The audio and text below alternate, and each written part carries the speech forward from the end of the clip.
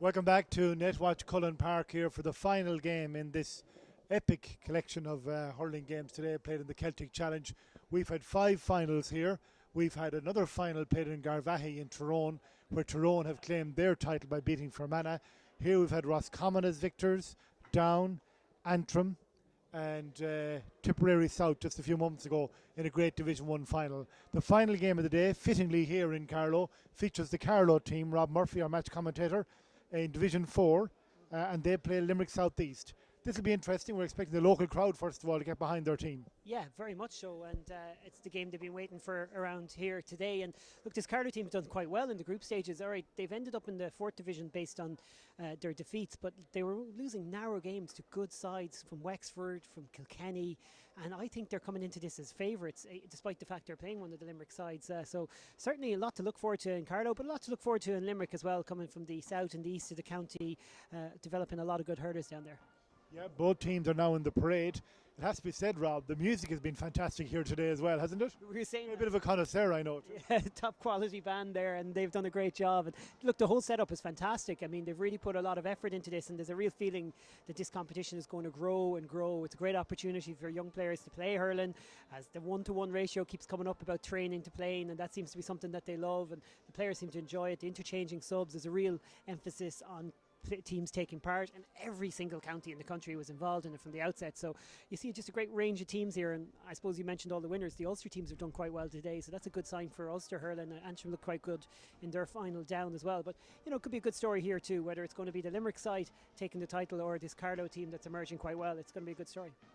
Yeah, it's going to be very interesting, and as Rob said, there is a novel feel to the whole Celtic Challenge, sponsored by Bank of Ireland.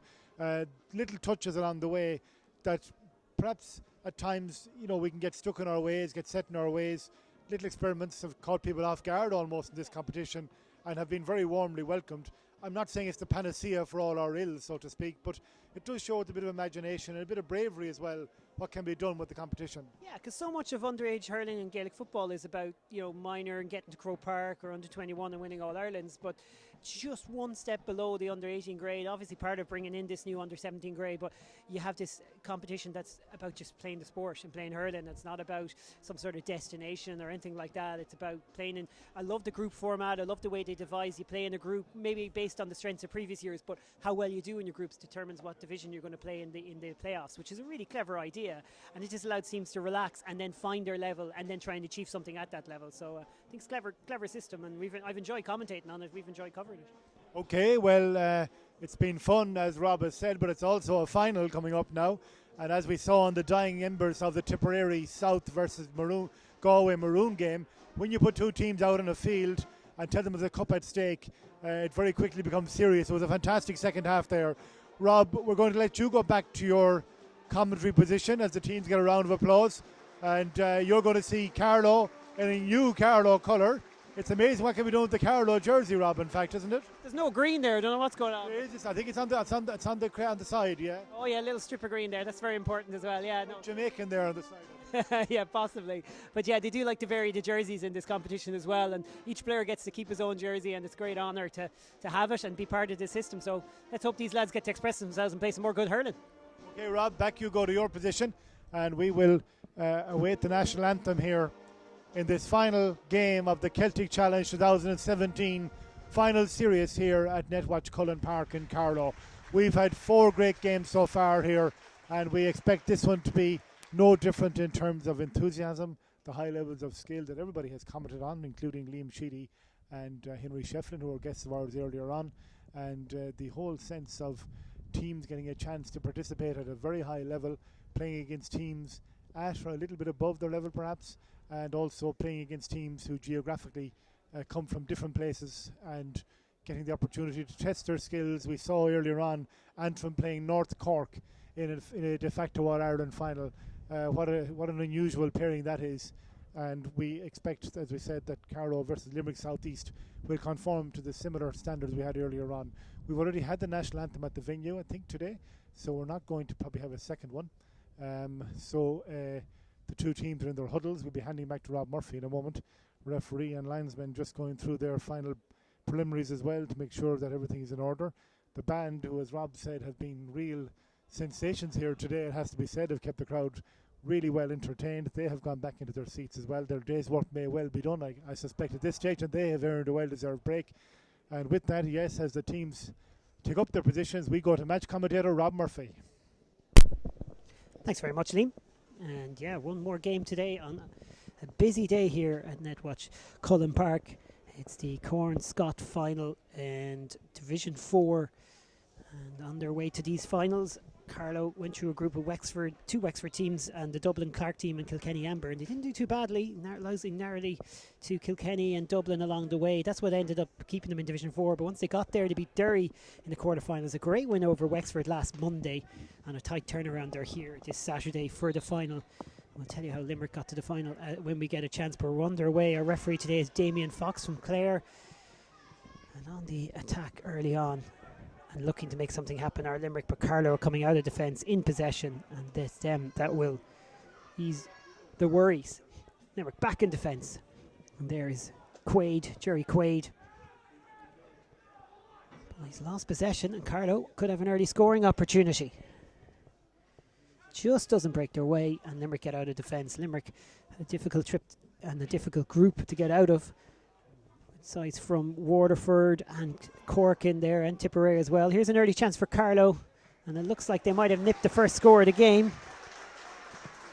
And just double checking the score there, but it was a really good little move. I think it might have been out on the far side there, Ronan Hanley, but we'll confirm that in a second. Good start for Carlow.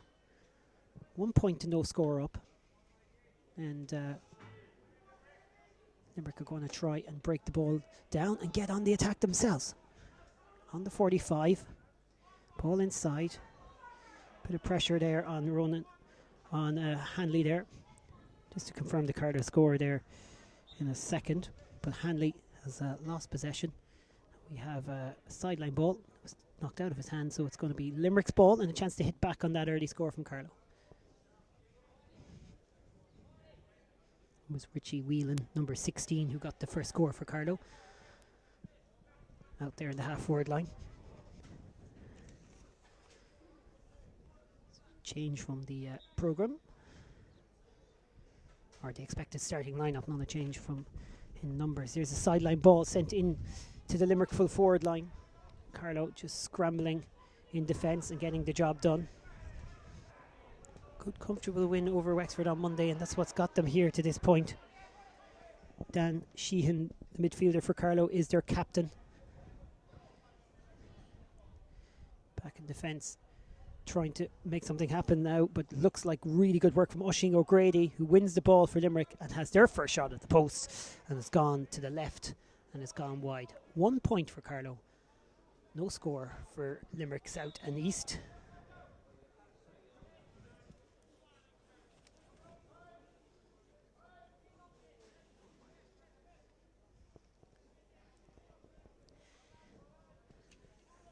Puck out to come from Kevin Curran of the St. Mullins Club in Carlow.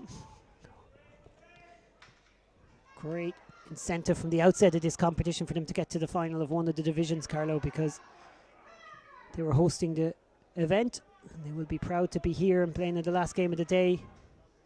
That's their first wide of the game. On that occasion, the half chance coming to Kieran Kavanagh. Leinster Ranger man putting that wide, and for Carlow's first wide.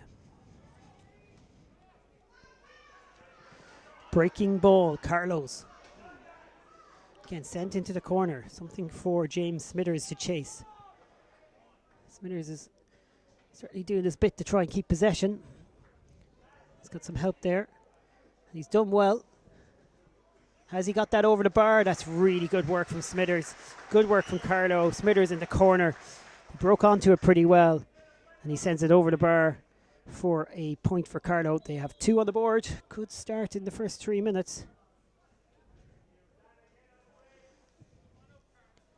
And Limerick, just that one wide is their only attack so far. So as Mickey Duggan from Blackrock Club sends this down the field, he'll want his side to get going. Breaking ball is Carlow's though. They come into this as slight favourites based on the form. Hard to judge Limerick. They were in a tougher group during the group stages. The far wing there and looking to make something happen is Sheehan. From out there on the left-hand side, he sent that in, but it's going to be Duggan's ball all the way. The Limerick keeper is going to land this in around 40 metres from his goal. The wind with Carlow in the first half, they'll want to make good use of it. It certainly has dropped quite a lot from where it was earlier in the day. It's the last game here today. Sheehan with the shot. Oh, that's a fine score from out on the far side. We'll just see. Oh, did he carry that over the line? Yes, it looks like there's no score there. So it remains 2 points to no score. The ball had gone out over the sideline. And it took all of our officials just a couple of seconds just to make out what happened there, but no doubting the decision. And that's a little bit of a let off for Limerick there.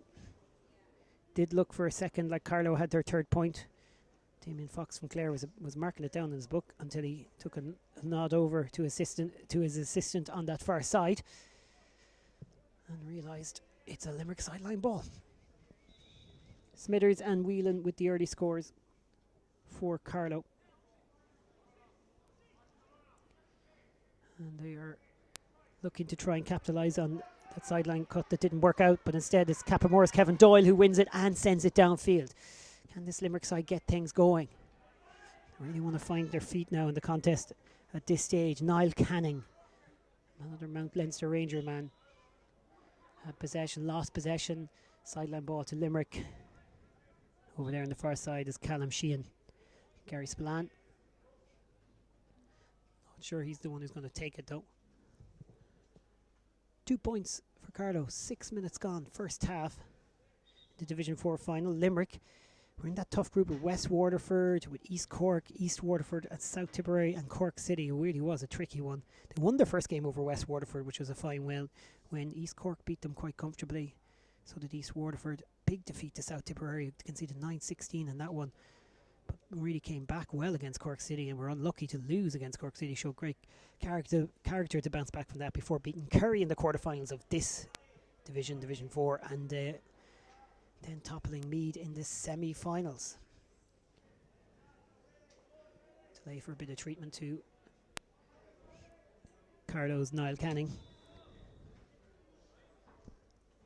And we can get going again.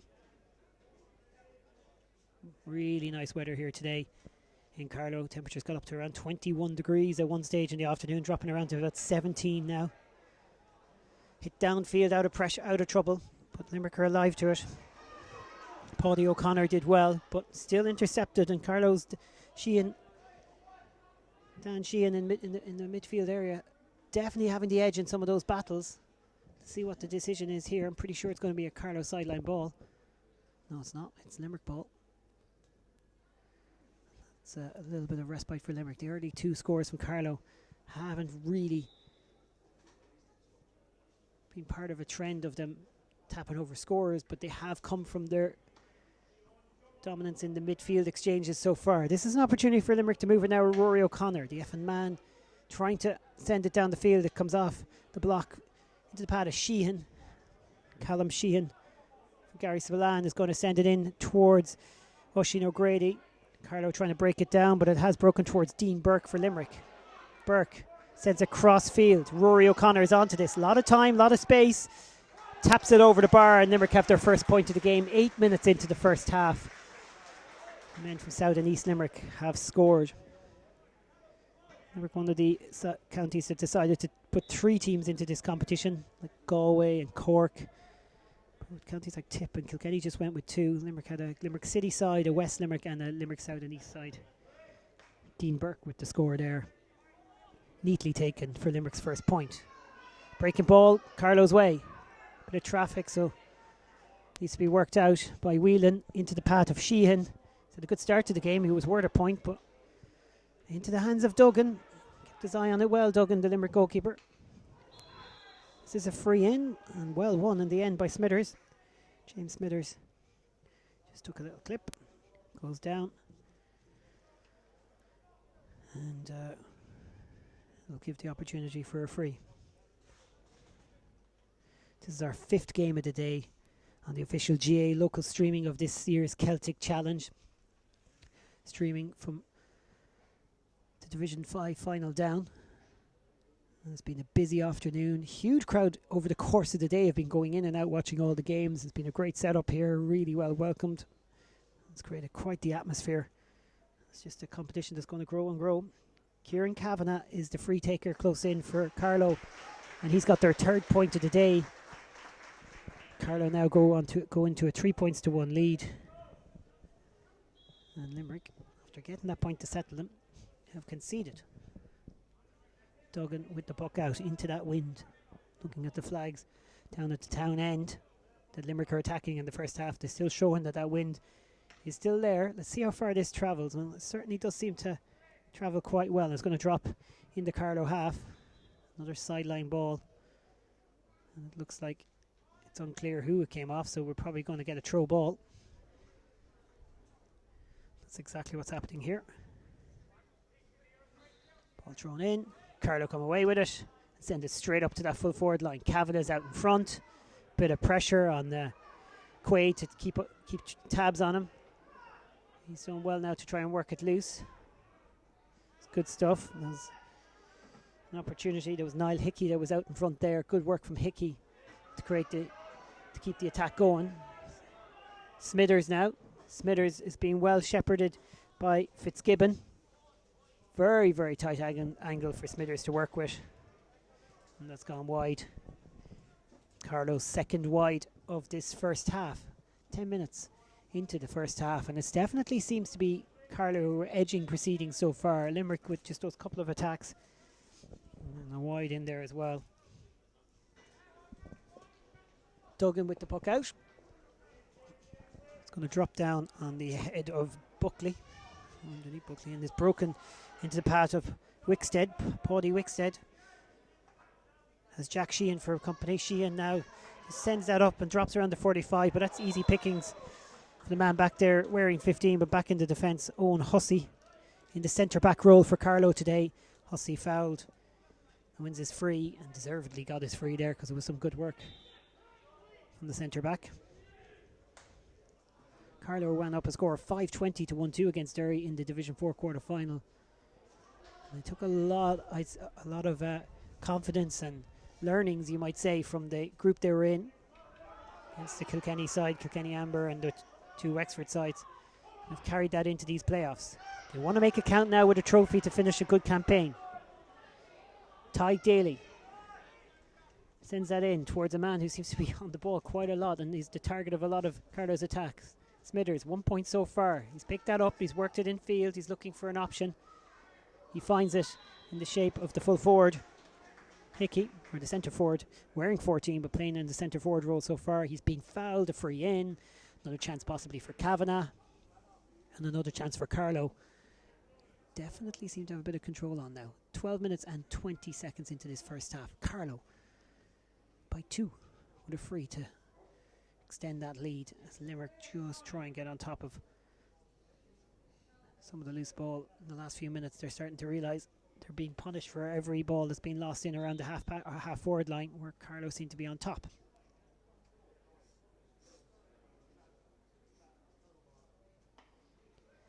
Kavanagh for Carlow, and it's a 4-1 lead.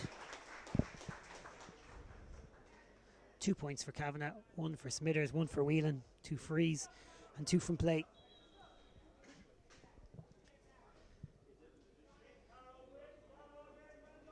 Duggan needs to drive this into the wind and get some distance on it, and that's the kind of puck out that they need.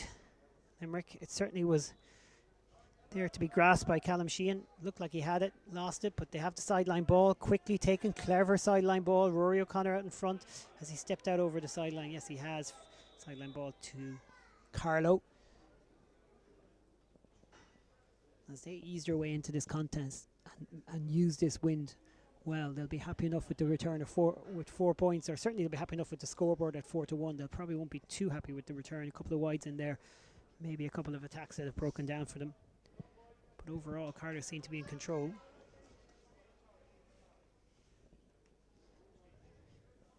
Carlow side managed by Brendan Hayden, Ronan Dempsey and David Galway and Leon Gordon, also part of that management team. There's a lot of hard work going on with Carlow underage hurling. The Carlow senior side, of course, Christie Ring champions, and this year, as part of a welcome change to that competition, it meant automatic qualification into this year's All-Ireland series as well, so they're qualifiers to look forward to as well. But Carlow all trying to develop, put in a good performance in the Leinster Under-21 hurling semi-final during the week as well, losing out to Wexford in that one after a good battle. Ball taken short from that sideline puck to Jack Sheehan, and it's a free though. And we're caught in possession. Carlow putting the pressure on, and effectively so. Ty Daly, Niamh Owen club, is going to send this towards Smithers. Smithers out in front. What a take from Smithers. Wonderful bit of skill. Now he goes in to the D and tries to tap that over. That's scored a game so far. 2 for James Smithers. He's the target of everything Carlow do, and he has them 5 points to 1 ahead. Yeah, he's very lively inside, Rob. As you said earlier, he's the man they're going to a lot of the time. He has a look of a fellow who could slip in for a goal fairly soon. Yeah, very much so. Good turn. Good score. Limerick really need clean ball from these puck outs, and it's not happening for them. That said, there's a loose ball to be taken there if they can get it. Buckley almost had it, and now he has it. It's important. Can Limerick get another score on the board just to settle the nerves? It's going to land around the 20-metre line. It's picked up neatly and carefully by Rory O'Connor. Back it goes. It just hooked Wickstead as he was about to swing on that one. Still though, the ball comes loose to Sheehan. Sheehan makes a bit of space for himself. It's accurate, but it's going to drop short. It's tapped wide in the end by Dean Burke. He's unlucky, and Limerick are unlucky. That was a great goal chance. Lovely ball in from Sheehan. And a really, really good opportunity goes a begging. 16 minutes gone in this first half. Carlow in control. Limerick needed that. Yeah, maybe he didn't know exactly where he was positioned, I'd say. He looked really disappointed when he went out wide. He could have done better. Yeah, very much so. They're the kind of opportunities you got to take when you're struggling for scores in the game. Breaking ball, well won by Limerick. They need to make something of these chances when it gets into the pathway there of O'Grady. O'Grady tried to work it back. Eventually it's come into the hands of Hanley. Hanley's under a lot of pressure as he goes back towards his own goal, and it doesn't work out for him. One by Carlow, one by Hickey. Hickey sends it in field. This is Sheehan. Sheehan is going up 30 metres out or so, and he immediately turned and looked to the ground after that shot. He knew it wasn't one of his better ones. Third wide for Carlow in this first half. They have the elements, but they have the momentum as well. 5 points to 1. A little bit of ball won by Limerick in the last few minutes. Hasn't yielded enough.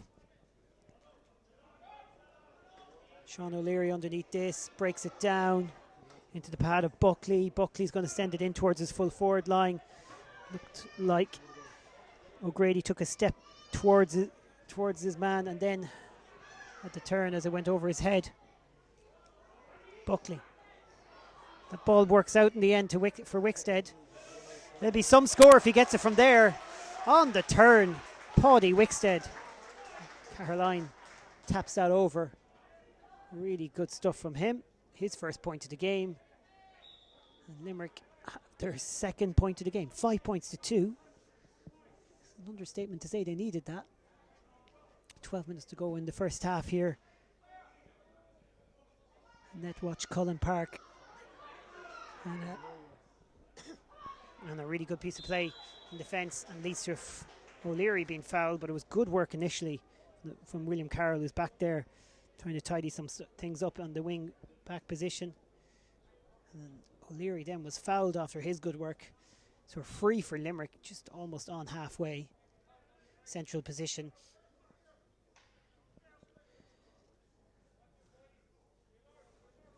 And O'Leary is used for the long range freeze for Limerick.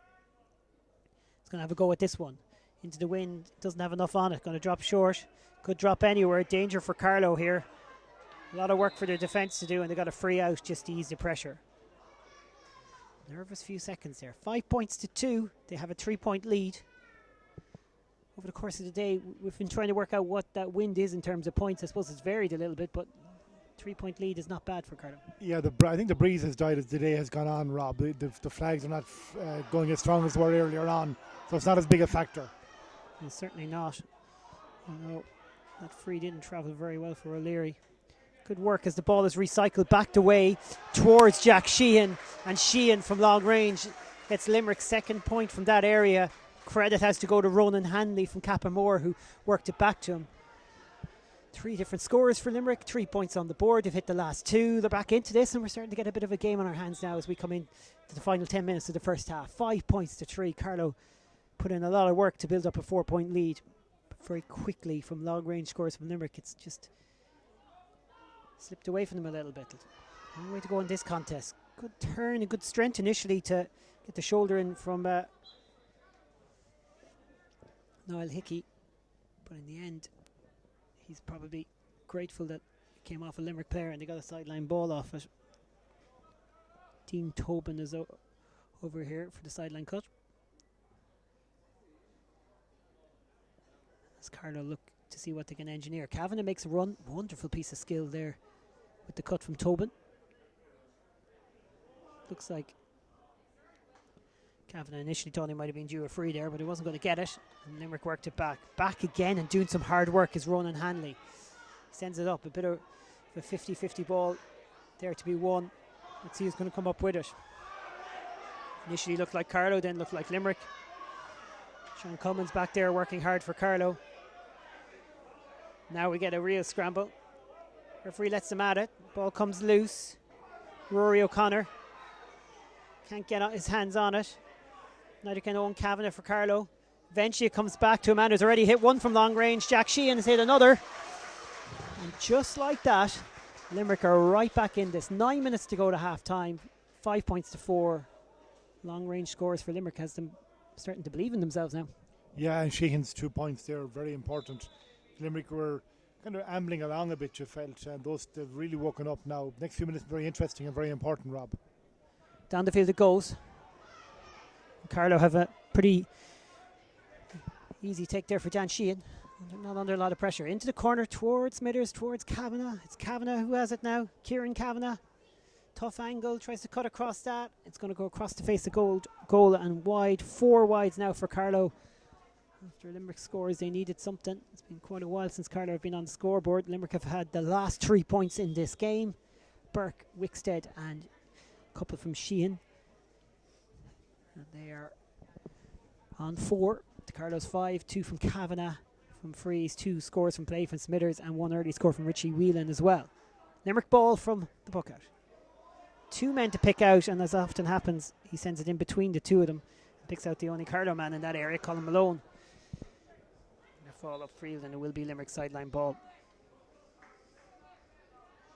Kevin Doyle places this. Doyle, a couple of Cappamore men in the defence there. 3 Cappamore men in total in the team. Ronan Hanley the other. Lots of talent in that club. On show here today in the Celtic Challenge Division 4 final. Nice ball from Malone in towards the full forward line. Looks like been a bit of an injury in there for Kavanagh, so we'll have a look at that. He took a little bit of a knock. Limerick are playing out of defence in the meantime. Carlow trying to turn it over. Scrappy stuff into the centre of the field. That's there to be won by Sheehan. He picks it up. He takes a bit of a knock for his troubles as he lays off the pass. Limerick staying as physical as they can there. Jack Sheehan is there. In the midfield exchanges, they are well able to match Carlow in that regard, and it's quite a battle. Hanley is onto this. He is a lively hurler for Limerick. Ronan Hanley takes it up in his stride, onto the hurl, and then takes a shot. It's inside. It could have been one in there from Oisin O'Grady. It was a hard job for him, though, because it dropped just a little bit short, and you got to give credit in the Carlow defence to their captain, Jack Ryan, who's back there to anchor the defence. He's doing a decent job in the full-back role.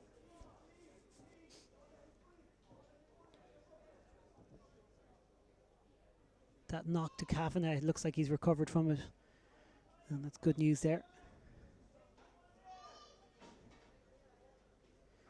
5 points to 4, just 1 in it. Scoring not free-flowing, much like the Division 1 final that was played just before this. The scores aren't flowing in this first half, but it's evenly poised, and that's good for the entertainment factor in the second half. A little pull on the shirt, so you'd imagine there's an advantage coming Smithers' way. On he goes, looking for his third point from play in the meantime. I like the cut of James Smithers. The Niamh Owen man has been one of the better players on show in this first half here. Yeah, he's having a fantastic outing. He's not getting probably as much ball now as he was earlier on, but like a good, like all good corner forwards, he delivered when he got the chance there. He didn't waste it. 2-point lead again for Carlow, but most importantly, their first point for probably about 10 or 12 minutes. They needed that after Limerick had hit 3 in a row. Limerick scoring has dried up. Is that Ryan again? He's one to watch because he certainly looks strong back there in defence. It was indeed Ryan out in front and giving Oisin O'Grady a tough time back there. No shame in losing a few battles to a defender of that quality. Sheehan's going to send that into the corner. 2 Limerick men come for it. One of them has ended up winning it. I think it's Burke. He's had a half chance at goal earlier in the game. Hanley's there as well. Carlow have their work cut out to come away with this ball. Again, referee just lets them play away, and it's a free in to Limerick in the end. Good work from both Burke and Hanley. Leads to a free in for Limerick. And this Division 4 final evenly poised at this stage. Damien Fox from Clare just let them have a bit of a battle, and then decided when the ball did come loose and Limerick had it that there was a little foul. Should give an opportunity for Callum Sheehan. Sheehan's hit the post with that. It should have been well within his range. Comes straight back out, and he's the man who ends up winning it. He's tried to recycle it. I think it's Hanley out there. Again, that comes back to Sheehan, and now all of a sudden a goal chance. He's hit it into the side netting, though, for Limerick's third wide of the first half. You would have thought that would be meat and drink to him in terms of free taking. 4 minutes to go to half time. Had a couple of knocks and bruises, but no stoppages in play of any major note in this first half. And it's 6 points to 4. Another example of why this competition has worked well in the group stages to kind of grade the teams and for each division's final. And you're seeing that these are 2 very evenly matched teams at Division 4 level, even though Limerick were in probably the tougher group initially with teams from Cork and Waterford. That said, Carlow win with teams from Wexford and Kilkenny, so certainly had their own battle as well. And I think it was their performances in that group that maybe had them slight favourites for this final. For now, 2-point lead. They're not exactly coming up short on that tag. They're looking in control. That's down towards Smithers. The free taken from Tadhg Daly. Smithers has come away with that brilliantly, and he's in on goal. Good opportunity. Tight angle. Brilliant goal. James Smithers. Fantastic stuff. 2 Limerick men on him. Turned around. Beat them. And look at this. He had flicked the ball up as the 2 converged. They bit on the dummy. That got him inside the defence. Oh, what a finish from a tight angle. He had a good bit of work to do, Robbie, to straighten himself up and get the shot off. It was fantastic pace, as always, from Smithers. And he really is the danger man. And he's the man Carroll will be looking to, I'd say, throughout the second half as well. Well, I tell you, he's a name straight out of The Simpsons. And he's got a bit of talent that will make people remember that name. As that's gone to the right and wide in this occasion for Carlow, but 1-3 on the board from that man. A couple of 3 other scores as well. 1-6 to 4, a 5-point lead, 2 minutes and 20 seconds to go to half time. But for some long range scores from Limerick, they really haven't sparked enough, but they had come back into the game to get within 1, and now Carlow have the biggest lead of the game ever since that. Nice piece of aerial skills there. Brilliant stuff from Wickstead to get up in the air and win that. Unfortunately, they couldn't make anything of it, Limerick. And good work in the end to win the sideline ball from Cullen Malone. Ball tapped back off him by Buckley. And up steps Dean Tobin from Mount Leinster Rangers. Just got a ball in field. He certainly does that well. Breaks Limerick's way though. Downfield, not a lot of players there. Bit of work maybe for Hanley to do now on the breaking ball. It's come loose. Owen Kavanagh wins it. Finds Sheehan. It's an awful long way out from Sheehan. Oh, what a score. He's had some moments in this first half as well. And Dan Sheehan from Ballinaquillen has sent that over from his own 65. Travelled superbly well. And he has his first point of the game. Wonderful stuff from the midfielder. 1-7 for Carlow, 4 points from Limerick. A 6-point lead now. They are opening up a bit of distance, and they're really growing in confidence. Tobin decided to just kick that downfield when he just felt it wasn't coming into his path the way he wanted to. Kevin Doyle has done well back there for Limerick. Coming up the field, coming deep to try and win the ball was Callum Sheehan, but he ended up fouling his man. It's a free to Carlow and a chance to extend that lead with just 25 seconds to go in the half, plus any allotted injury time that's needed when we don't expect too much. This could be quite the lead for Carlow at half time. 1-7 to 4 points for now.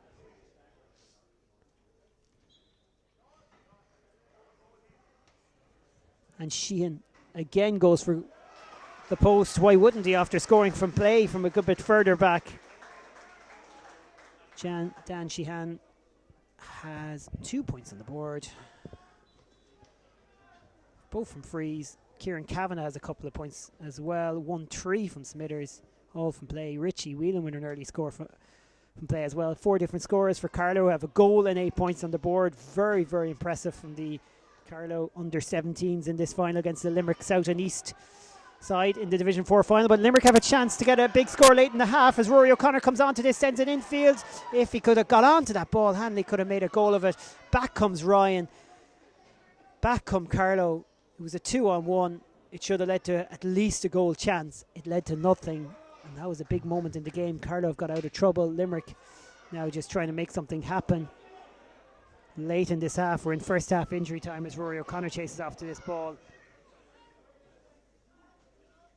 Could well be Smithers' opportunity to pick it up. It's a sideline ball, and the sideline ball is to Carlow. You'd imagine this will be the last play of the first half. That has been very impressive for the home side. A goal and 8 points for Carlow, 4 points for Limerick. The halftime entertainment is ready to go here for one more game. There's the sideline cut. It's gone to the right and wide. It'll be Carlow's 5th wide of the first half. And Carlow very much won't be too worried about that wide tally when you look at the scoreboard. 1 goal and 8 points to 4 points. They do have to turn around into the elements in the second half, but you've got to believe that they will feel that's enough. 1-3 from play in the end from James Smithers.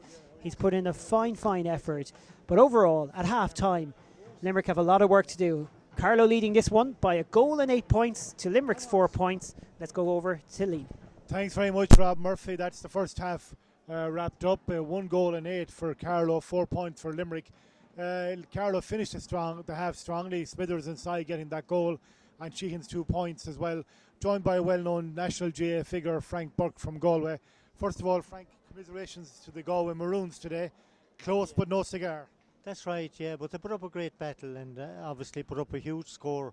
I think the deciding moments in the game was there was a terrific save by the Tipperary South goalkeeper in the second half. Fantastic save to the side, and also the full forward and his prowess in the manner in which he created the 2 goals that Tipperary scored. I think that was the difference in the game. But overall, you'd have to be very pleased with what is a third of County Galway on display today. I see you sitting alongside Martin Fogarty there, and you're discussing this game intently, I'm sure. What do you make of this one? Oh, I'd be very pleased with the standard. First of all, you're dealing with an emerging county like Carlow who are doing terrific work, and they're challenging a traditional county like Limerick, southeast Limerick, I think it is. And you see everything that's good in the game. To think of the levels of skill, to think of the teamwork, and the hockey, the blocking, the hooking, the striking. I saw a point scored by Carlow there from their own half of the field. Saw a terrific goal, great sidestep, great strike. You know, it's indicative of the great work that's being done across the country, but particularly by counties like Carlow. That after winning the Christie Ring, shows the progress they're making. We saw the club team in the All-Ireland final a couple of years ago, and here they are coming with this very good underage team, and this is the way to go. There's a lot of work being done by terrific volunteers on the ground, and I have to commend them highly on what they have reached here today, the level of skill, the teamwork, and the fantastic display. And I have to also compliment the Limerick team. they're obviously from a traditional, the great resource and great tradition and great hurling heritage in Limerick. But what we're seeing here today, is the continuation of that and the terrific work and people consolidating the strong history and trying to bring Limerick to the top again. So overall, we'd have to be very, very pleased with what is a terrific concept, and this idea of portions of counties playing the other counties, and so many teams, so many games. We've replaced a minor B and minor C with this Celtic League, and it's a tremendous success with over 100 games and so many more players getting a chance to wear a county jersey or a part of a county jersey. And I think it's an opportunity for families to identify with the game at county level, and perhaps they can move on from there.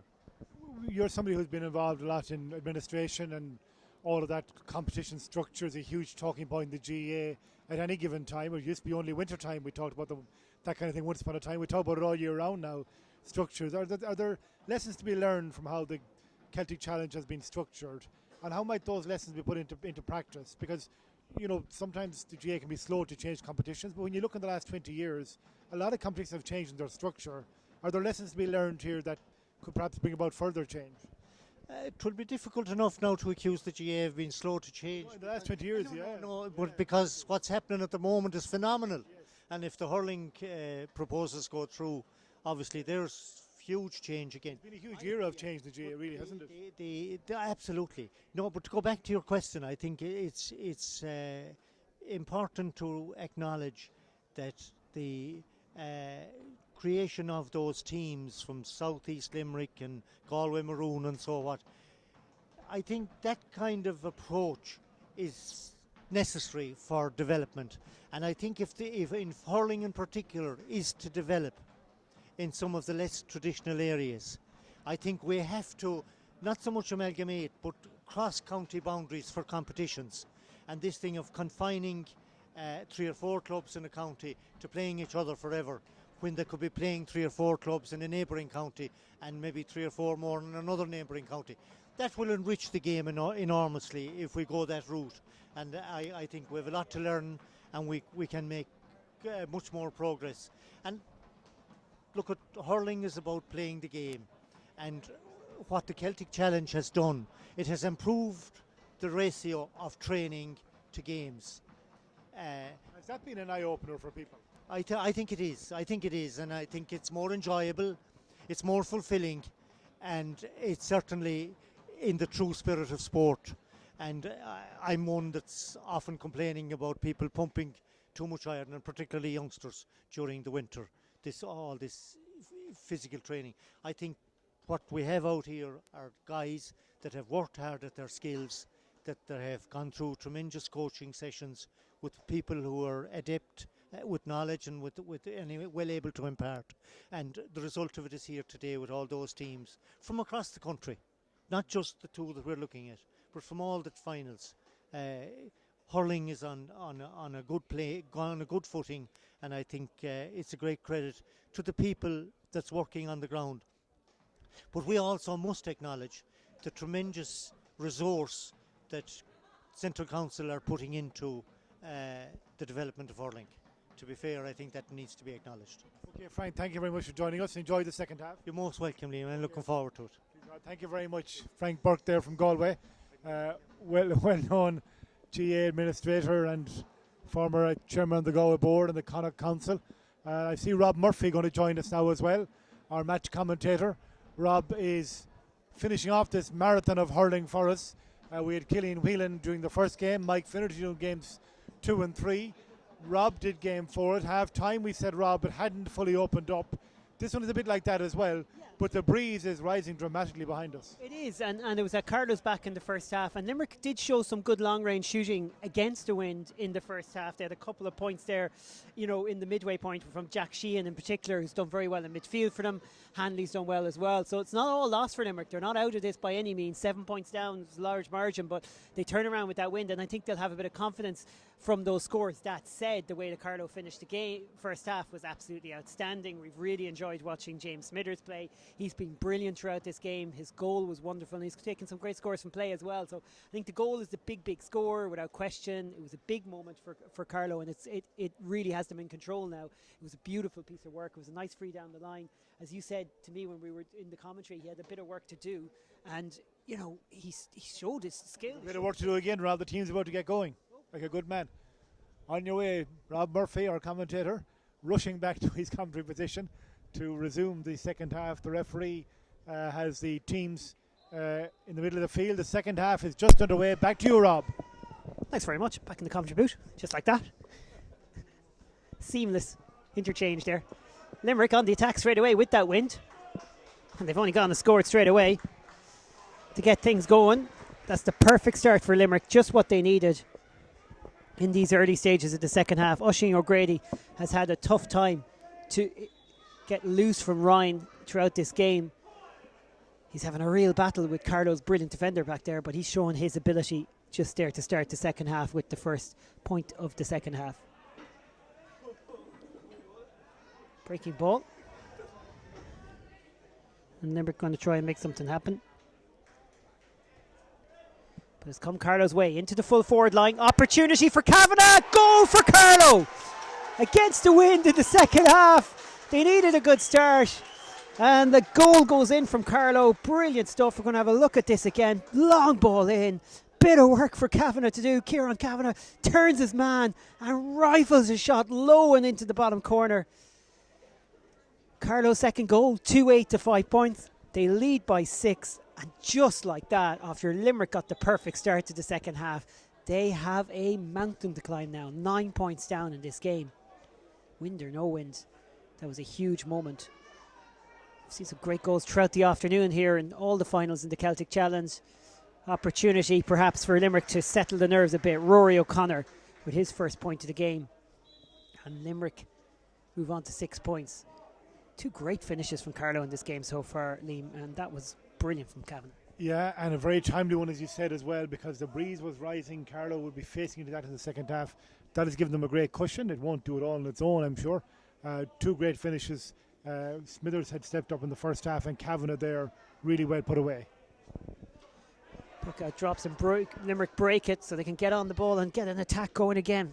Urgency has to be high now for the Limerick man. Sheehan sends it in towards his full forward line. Perfect ball to put a bit of pressure on the defence. Hanley's onto this. He's heading to get it. It looked like I was going to say he's been fouled, but the referee is playing an advantage for a foul off the ball on O'Grady. Grady's down on the ground. Didn't quite catch that. Ryan, who's having a great battle with him throughout the afternoon, and we were giving great praise to in this first half. Jack Ryan, the captain for Carlow. Let's see what the decision is here against him. Mr. Fox, our referee. It's a yellow card for Ryan. A free in for Limerick. And they're going to follow that goal up with a couple of points, which will bring us back to where we were at half time at a 7-point margin. 2-8 to 6 for now. But if Sean O'Leary can hold his nerve on this free.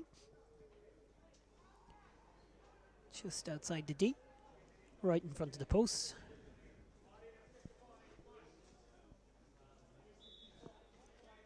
Steps into it. Hits it high and over the bar. And 7 for Limerick, 2-8 for Carlow. So the gap is 7 again. A flurry of scores in the first 3 minutes of the second half, not unlike the Division 1 final that preceded this game. But it's as you were on the scoreboard. So Carlow will be the happier after getting that goal. Limerick trying to win some of the loose ball. There's Dara Brady has come on and looking to ignite something for his side. There's a wide for Limerick. They're fourth. And they need everything to go over right now after that goal from Kavanagh. First half goal from Smithers. 1-3 for him so far in the game. Kieran Kavanagh has 1-2. 2 frees to go with that goal in the second half. For Limerick, they have 6 different scorers who've got their 7 points. Jack Sheehan's 2 from long range in the first half. He's the only one who has managed to double his tally so far. The puck out is short as Carlow try and launch an attack with Tyke Daly. He distributes the ball quite well. Looks like there's a foul in there as Smithers battles for the ball. Referee says there isn't much of an advantage accruing, so back we'll go. 50 metres out from goal, Carlow will have a free, and Dan Sheehan is going to step up to take it. Absolute brilliant event throughout the afternoon here. It really has been superbly well organised, this Celtic Challenge, for all the teams involved. A total of 10 teams have come and gone throughout the afternoon. These are the final two of them. Finals from Division 1 through Division 5, streamed all here on the GAA website. And that shot has gone over the bar from Sheehan. His third point of the game. First from a free.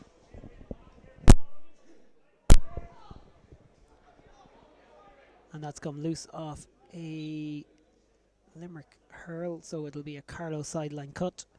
2-9-7, an 8-point lead now for Carlow off that score from Sheehan, the vice captain on this team, captained by their fullback for the day wearing 7, Jack Ryan, Carlow. And there is the man I was just talking about that before him, Sheehan again. Dan Sheehan's going to send this into the corner.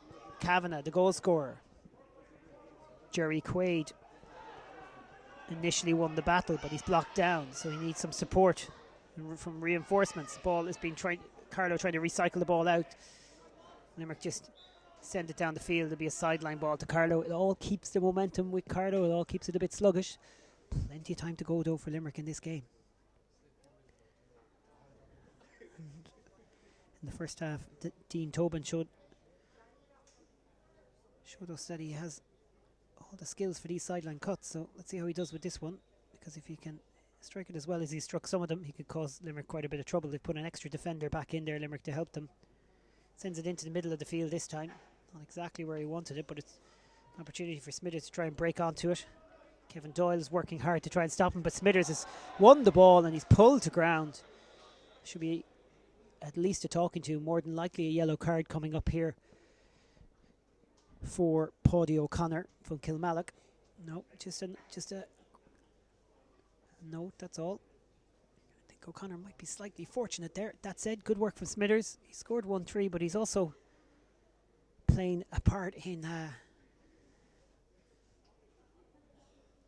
perhaps winning another one. Let's see if Kavanagh can do the business and send this over. He has 2 frees in the first half to go with that goal in the second half. 2-9-7, this to stretch that lead back to 9 points, which is as big a lead as they've had in that game, or in this game so far. Through the post, over the bar, Kavanagh gets his third, 1-3 for him. He is joint top scorer in the game now with Smithers. Limerick wasting no time to get the puck out, but they really need some scores, and fast, as Carlow are just tagging on scores to slow them down every time. Breaking onto this and trying to tidy it up is Tobin. He hasn't been able to get it, and now Limerick have it. Perhaps a bit of a goal chance here. And Sean O'Leary had it first. Another shot is blocked down. It could go anywhere. Referee is calling in the physio for some treatment. There's a Carlow player down injured, and it looks like he's going to have a word with his umpires as well, because he thinks there might have been something off the ball there. We'll have to have a look at that. Limerick had the chance with O'Leary. Good goal opportunity. Not sure who is down. Damien Fox speaks to his umpires. Doesn't spend too long talking to them though. Let's see what he's going to do. Here's a replay of Kavanagh's goal. Oh, it's a lovely finish. Won the ball on the turn. Kieran Kavanagh. We were told to watch out for him beforehand, Liam, and he's done the business. And that goal does seem to be the key score of the game so far. Early in the second half, after Limerick had scored a point to start the half. Yeah, because it was, it was a goal right in front of the goal, big win in front of the goal. It was a real blow to Limerick. It was a real worry. God, if this guy gets more ball like this, he's going to destroy us, perhaps. Because at his ease he got that goal. It was almost an old-fashioned type goal. Ball dropped in, caught the ball, turned his man, stuck it. Now, how do you like that kind of thing? So that's a worry for Limerick. He's a big, tall man as well. I think he's got a couple of inches on the full back, so that'll be a worry as well. See, is it going to be a throw ball here? More than likely is, because there wasn't any free. No supplementary participant either by Mr. Fox, our referee. Ball thrown in, and Carlow look like the team they're going to come away with it.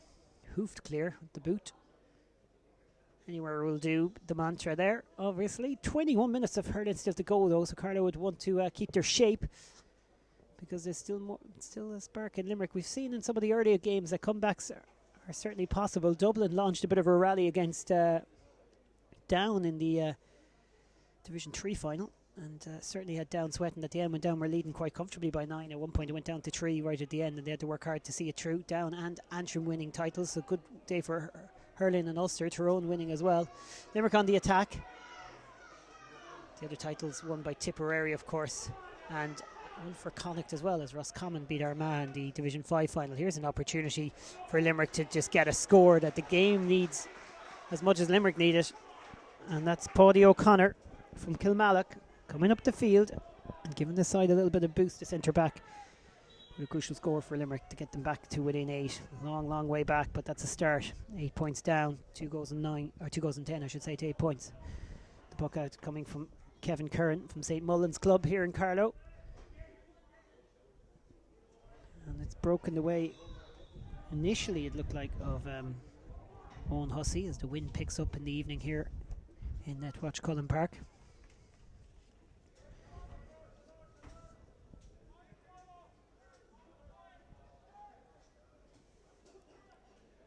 Sideline ball to Limerick.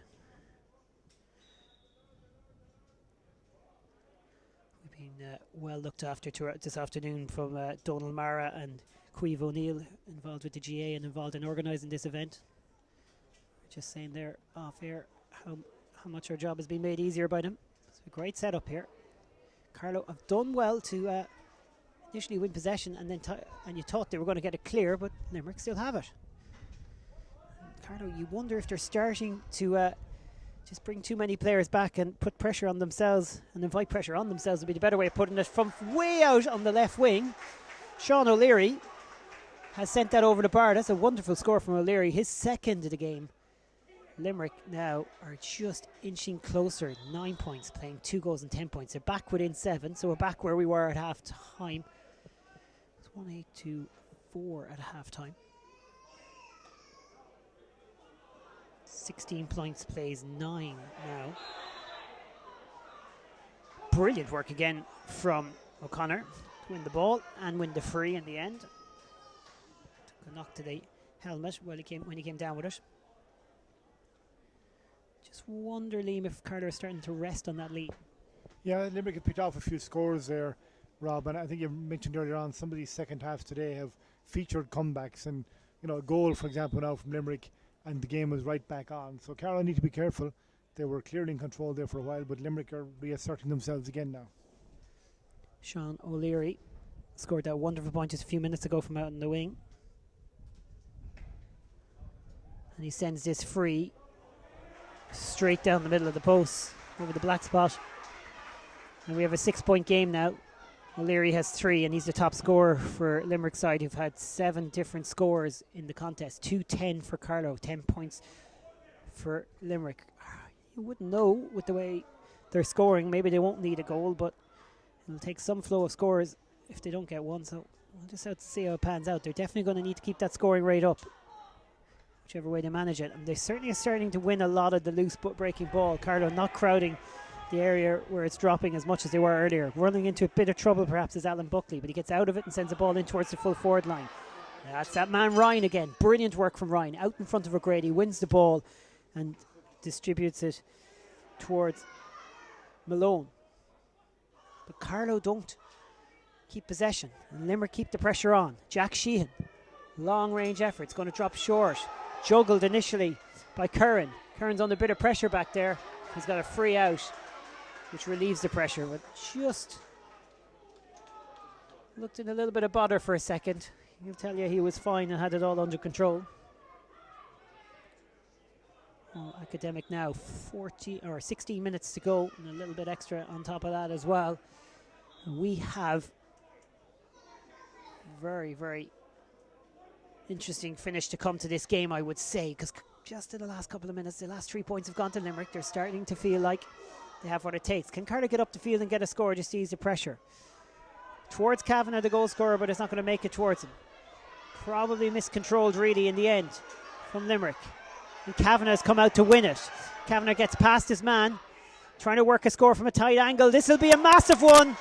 Kieran Kavanagh with the score for Carlow to lift the siege. Big cheer from the home support here. 2-11 to 10 points. That could be one of the scores of the game. Yes, but the Carlow defence should really have cleared it, Rob. They were playing around with it, really. They had 2 bites at the cherry, and you don't give a player like Kavanagh that opportunity, and he took it and obliged with that great point. Yeah, unfortunately, Dara Brady for Limerick had it for a second, just lost it. Kavanagh for Carlow picked it up, turned his man, and he was under a lot of pressure but got a big score. Limerick had the last 3 points of the game, but that stems the tide a little bit and puts Carlow back into a 7-point lead. Here's Kavanagh again. Boy, is he coming into his own in the second half. This could be another wonderful score. Exhibition of hurling here from the young Carlow side in this Celtic Challenge Division 4 final. Brilliant from Kavanagh. He is going to be one of the stars of the show, one of the names that will be coming up in the closing stages if Carlow keep this pressure on. Certainly had a fine second half as well. Trying to put the pressure on is Brady, winning the free though, or Carlow.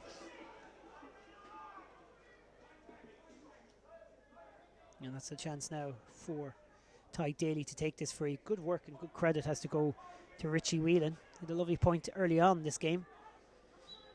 And he won a good free there. Zone 65, Daly drills it towards Kavanagh.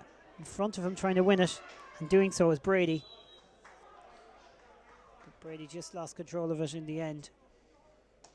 It's gone out for a sideline ball to Carlow. And that'll be a chance for Dean Tobin to send it in, but they'll just want to settle it down now as well. They've got all the momentum, 14 minutes left, 2-12 to 10 points. Just when we thought Limerick were coming back into it, Liam, Carlow have just steadied the ship with 2 wonderful scores. Yeah, they've sucked the life out of them a bit now, but it's not over yet by any means. But they're looking better now, Carlow, after the last few minutes. Better from Brady, tidying up. That's what his role seems to be in the half-back line. As I say that, he just hasn't controlled it on the way out. Limerick somehow come away with this. Good man on the ball at the moment. Jack Sheehan, he's had a good game so far, and he's under pressure as he sends that in. That should be meat and drink for the man sitting in front of the full back line, and it is, and Carlow get out of trouble.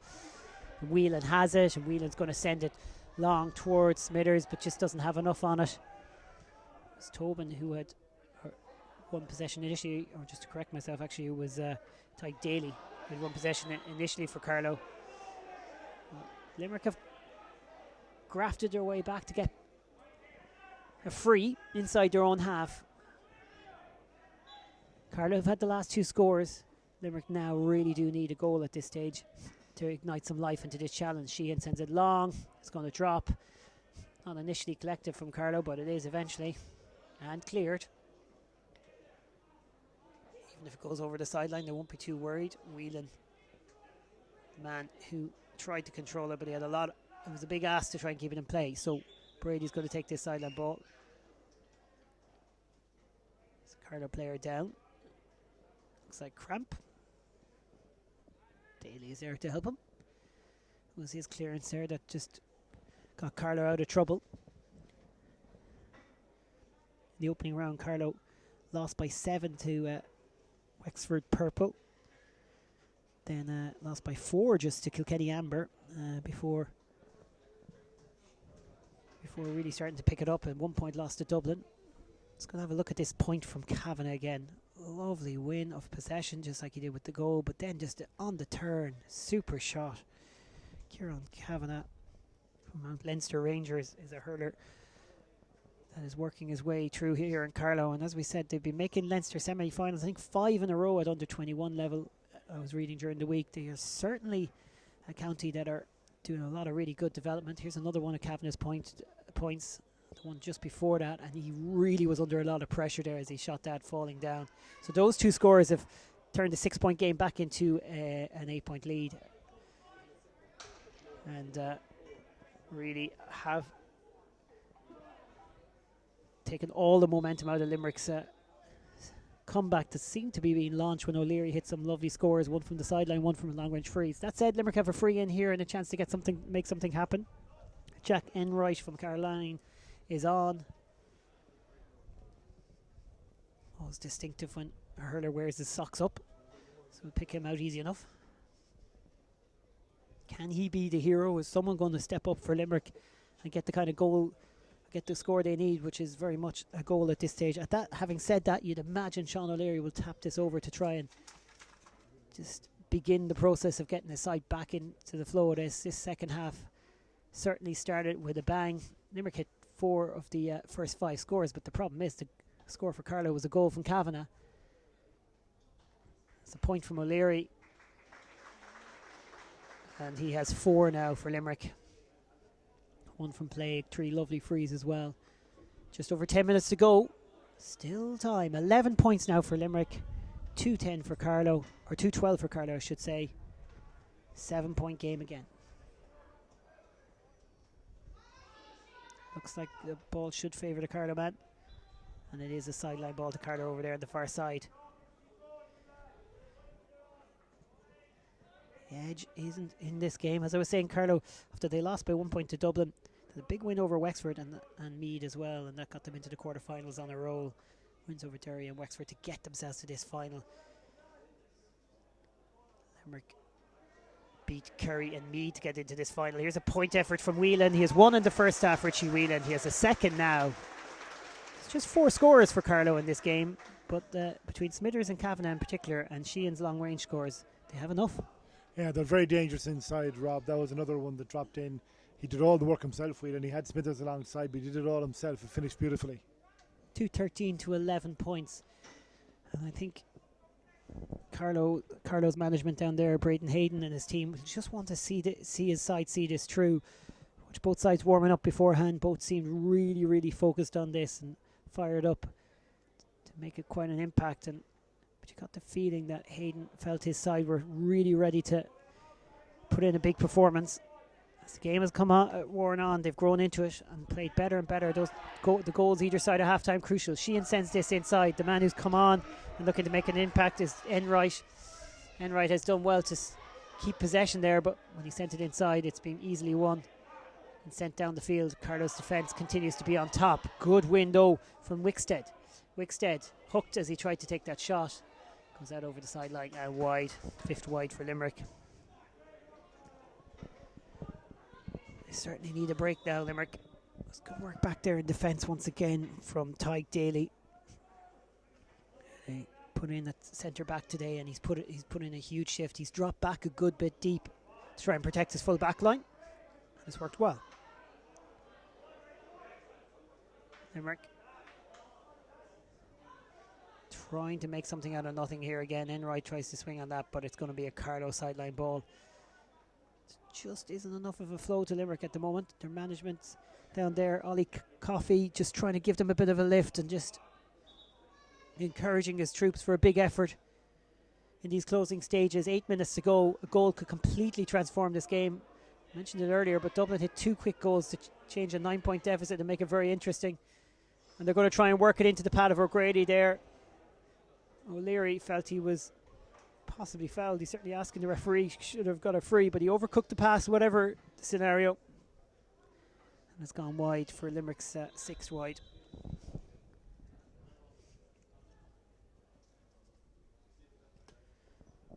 Let's see what the referee's decision is here. It might well be that the complaints from Sean O'Leary have led to the referee going to penalise him. Let's see what the decision is. Take kindly to that kind of back chat in the Celtic Challenge, and it usually will be punished, and it is on this occasion. Sean O'Leary still remonstrating his case. Damien Fox from Clare has seen and heard that many a time, and he's not going to take it from him anymore. He's given the yellow card, and on we go. Daly works that away into the pad of Cummins, who sends it downfield. Kavanagh out in front.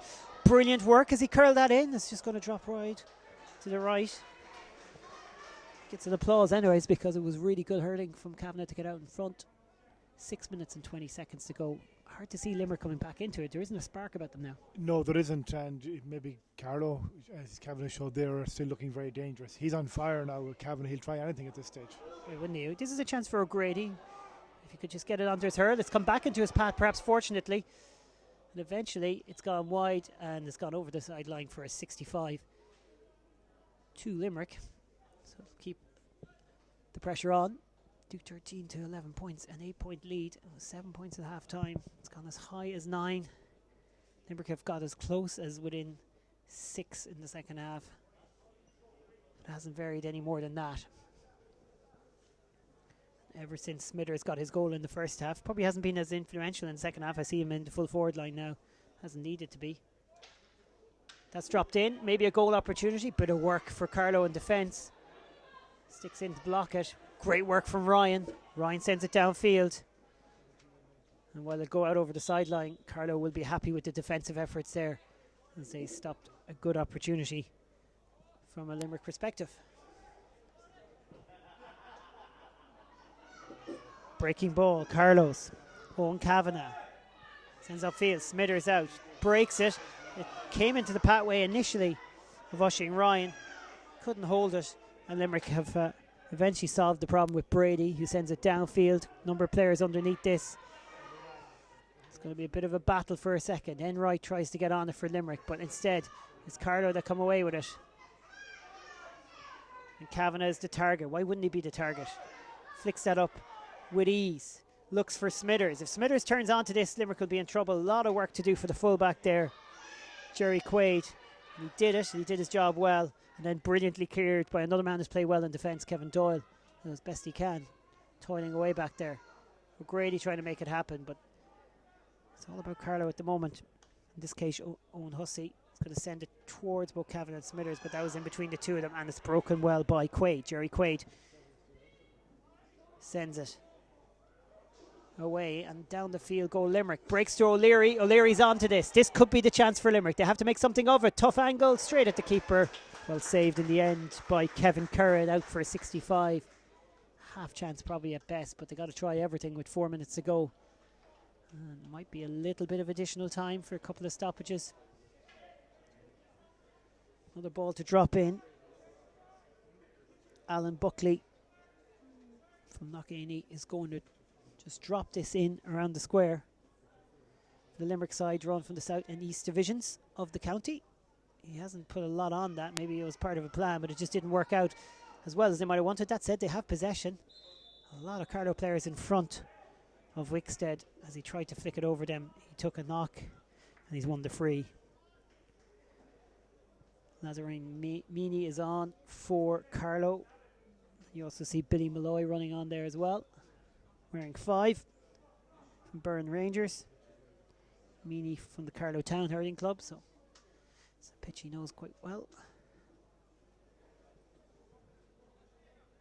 Couple of changes for Carlow on the interchange. You can make as many as you want, and I'd say in the earlier rounds in the competition, teams will make use of those 10 interchanges per half.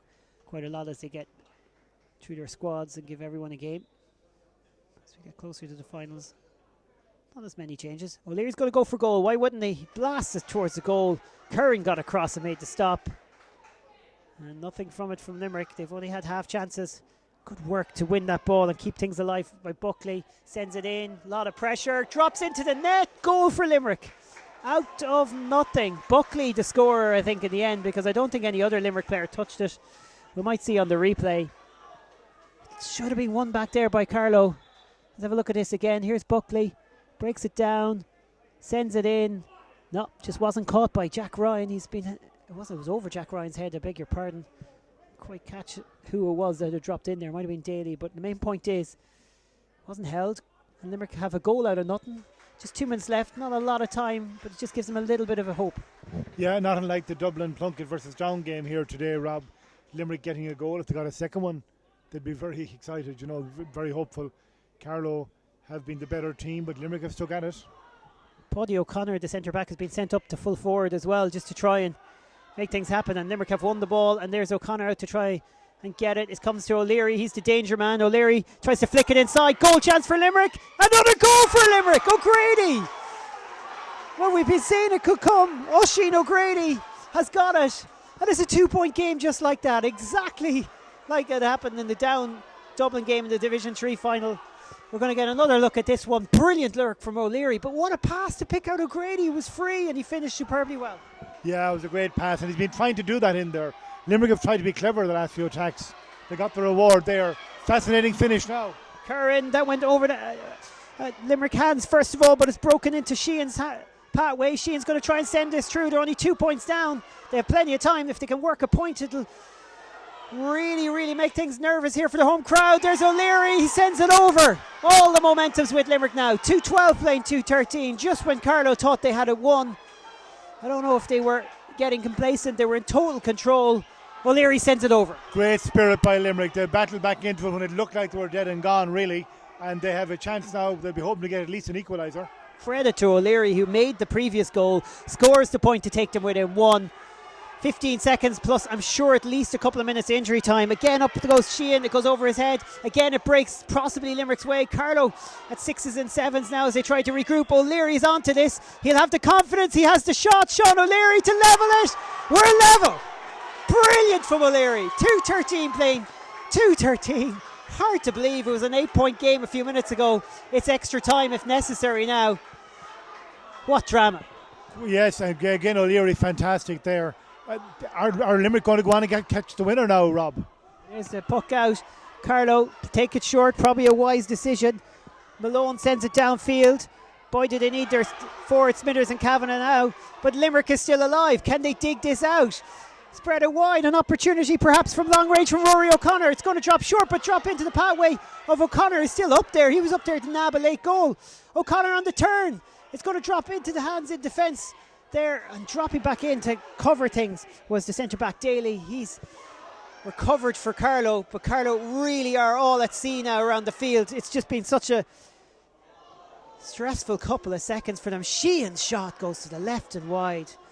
I think Carlow need the full-time whistle more than Limerick do. Yes, Limerick are winning everything in the middle of the field. Now every ball that comes out, Limerick are gathering it, sending it back in again.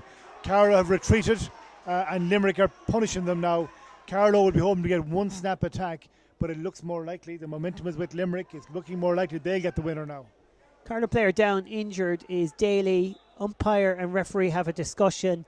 Limerick player possibly being called over here. Some disciplinary action to be taken. We're level.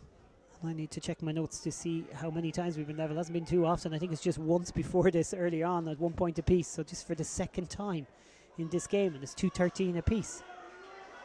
Both players in the vicinity of the referee, so it might be a case of both players getting spoken to. Yellow cards apiece, and that's that dealt with.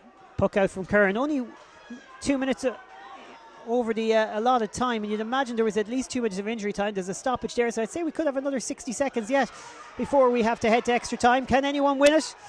No, there's the full-time whistle. Just as I say it, we are going to extra time here. The first final of the day to go to extra time. 10 minutes aside, 2 periods of extra time to come. And our day continues. This is quite the finish to a game that Limerick trailed by 8 points in those closing stages and somehow managed to dig deep and find a way to get the scores laid on. The first goal from Buckley was a long-range shot that should have been held and just got out of the grasp of the Carlow man. That set the tide. A good score then from O'Grady after O'Leary set him up, and O'Leary with 2 wonderful points. Full time here with extra time to come. It's Carlow 2:13. Limerick South and East 2:13. Okay, Rob, and Rob is going to join me as well while we look over that for the next few minutes. I see Pat Daly from the Games Director in Croke Park as well, and he's going to join me in a few moments too. It's been almost unbearable excitement there as Carlow squandered the lead, and Rob, Limerick punished them all the way. Could even have gone as far as getting a winner there. The tide was flowing firmly in Limerick's favour at the finish. Yeah, Carlow had lost their shape, they had lost their structure. They were really rattled by the fact that the first goal was just an error, one of the first errors of the day in their defence. I mean, it was just a nightmare goal to concede, and they just needed to hold their composure. But you got to hand it to O'Leary in particular in the midfield. Yeah, we're going to try and see some of this now, some of the scores. Yeah, just have a look at this. This pass from O'Leary. Beautiful pass. Oh, it's absolute. Like, to pick it out. O'Grady finished it really well, but O'Leary deserves all the credit. It was superb work from him, and that just set the tone. Then you needed a couple of points. Who's going to get them? Well, O'Leary really had the confidence to step up and get them, and I think, you know, you turn to your big players, you turn to your star players at key points in the game. We're going to look at some of these late scores as well. this is O'Leary's point to get them within one. And again, you were just thinking, they were still thinking about goals perhaps, and you're like, just take the point right now. 4 Carlow players around them, and he still finds a way to dig out. Carlow had loads of numbers, but nobody was making any impact at this stage. No, and I think, you know, we're talking about under 17 hurling as well. They were really rattled by the scores that had gone in. They were rattled by the goal, and it definitely turned the tide. That was got them within one. And then this score, this is a fine score. He broke onto it, and you knew the second he broke onto it, he was going to take the shot. When he did that, he had the confidence to just make sure, yeah, I've got this. I'm going to get it from way out on the left-hand side. We saw him get one from even further out on the left-hand side much earlier in the game when Limerick didn't have a lot of momentum. That was wonderful stuff and a great score. Yeah, we've been talking a lot about Kavanagh and Smithers, the big Carlow players, but the Limerick players stood up at the end. They were the ones who finished the game roaring down the finishing straight and got great scores, showed great leadership, and Limerick have eked out a draw. It didn't look at all probable. No. It's the only extra time period of the day, and it's probably the last 2 games have been the 2 closest games of the day as well. We hope to see the first goal now as well. This is this is Buckley's goal, and I mean, it should have been held back there. They've had a great game in defence all day. Ryan and Daly back there in the anchoring the defence, but they just got out of the grass in hand, and these things can go wrong sometimes. And you feel awful sorry for him. I don't know how critical you can be of him in that at all, because you're just going to have at that point. It didn't look like a critical juncture in the game, really. Yes, well, there's nothing to say. But you know, one thing we said during the second half, Carlow had 4 different scores. Well, Limerick had a spread. I think it went up to 8 different scores, and maybe that's told in those closing stages that the more players to step up and get the scores when they needed it. Yes, they had a spread of names coming through right for the last few minutes, and they drove Limerick not over the finishing line as such, but to the point where they can now go and put it to 2 periods of 10 minutes of extra time. Both teams staying on the field, Carlow and Limerick. That's been the trend throughout the day. So what's going through the minds of these teams now? Surely Limerick had 2 chances at the end there to win it, should they have kicked on. What about Carlow? Do they think, well, we're still alive, and do they get a new lease of life from that huddle? It's going to be really interesting, the dynamics of this now. Yes, I've never considered myself to be a student of the psychology of this, but people would tend to say that the team who finishes the drawn period stronger, particularly, you know, if they've got a reprieve of some sort, which in fairness Limerick have got overall. Yeah. Carlow led most of the game, and Limerick came with the burst at the right time. They will feel really energised and really boosted now, whereas Carlow might be, oh, we had it so close, and you know, can we turn the heat back on? Yeah, very much so, and I think it's just that element of what's been said in the huddles. How can they get their mindset back? Carlow need to get their shape and structure back. Limerick just need to keep doing what they were doing. Yep. Okay, Rob, back you go to your position. You keep doing what you've been doing. Rob Murphy, our match commentator here, he's got the 10 minutes of extra time here, and it's a thrilling end to what has been a very compelling day of hurling here at Netwatch Cullen Park in Carlow. And might it be said, the pitch, it looks like it hasn't had one game played in it so far. We've had great weather, of course, but not all over Ireland today. We've escaped it today. There's been bad weather elsewhere in Ireland today, but overall been a good summer. The Netwatch Cullen Park pitch has stood up remarkably well here today. It has 20 more minutes to host, and these should be 20 very interesting minutes between Limerick Southeast and Carlow in the Division 4 final. Back to match commentator Rob Murphy. Okay, let's see if there's going to be any changes, and let's see if we see any evidence of what's been said at half-time. From Ollie Coffey's point of view, he's absolutely delighted with his team. He's going to tell them, look, you didn't play for most of the game. Now you've got it going. Now you've found your feet. This is what you can do. Just keep doing what you can doing. From the point of view of Brendan Hayden and Carlow, he's just got to tell his side that for most of the game you were the better side. Just get back to your structures, get back to your shapes.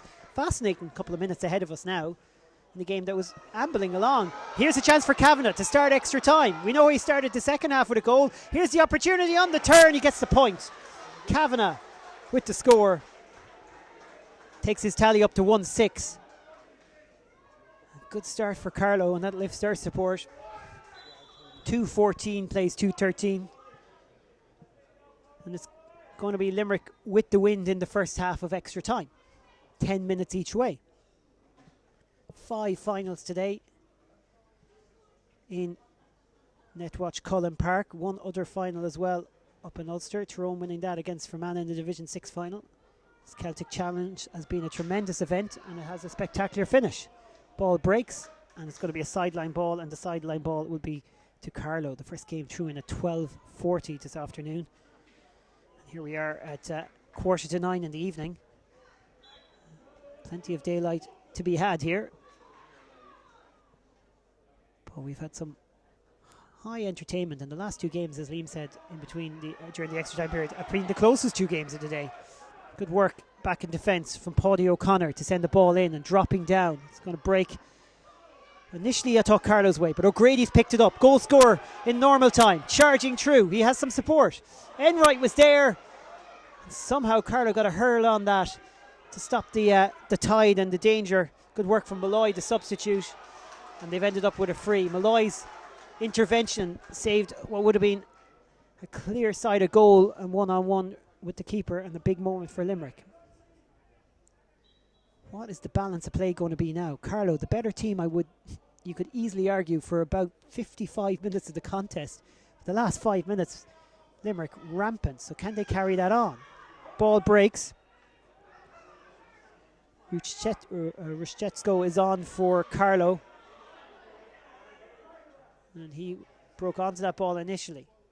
As the ball sent in towards Kavanagh, he gets the hand up to try and win it immediately. Limerick just try and break it. And it's gone out for a 65. Carlow made those changes. There'll be some weary legs, and they will be bringing players on. I can already see some of the players are suffering with cramp. Dean Tobin there just trying to stretch out. It's been a relatively warm day throughout the afternoon, so it'll have taken a lot out of the teams. I know they were out warming up at around 4 o'clock, Liam. So, you know, when you kind of, I should just correct myself, not 4 o'clock, around 6, that would be quite early, around 6 o'clock for this 7:30 start. So, I mean, they would have gone into the dressing rooms around 6. And you think now it's 8:45. There's a long shot from the 65, and Carlow lead by 2 now. But it is going to take it out, and you'll have to use all your players. Yeah, and it's a test of concentration as well, Rob. Apart from the physical endurance that's needed, they also need to stay focused. You have to say that Carlow didn't stay properly focused in normal time. They're getting a second bite at it now. They've opened a 2-point lead. That's a very good start for them. Dan Sheehan with the 65, his 4th point. Limerick with the sideline ball now. O'Grady is going to line it up. 3.5 minutes already gone in extra time, and Carlow have got 2 points on the board. Every point so vital in such a short period. I think teams can sometimes kind of relax in extra time and think it's going to be a while, but it goes by pretty quickly. 2 periods of 10 minutes. 3-4 points could be crucial. Could be enough to win it. Limerick have a free in now, so they can half the deficit. Get back on track. Sean O'Leary. His tally at the moment is 6 points, including 2 wonderful scores from play, as we showed you on the replay there right at the end of normal time.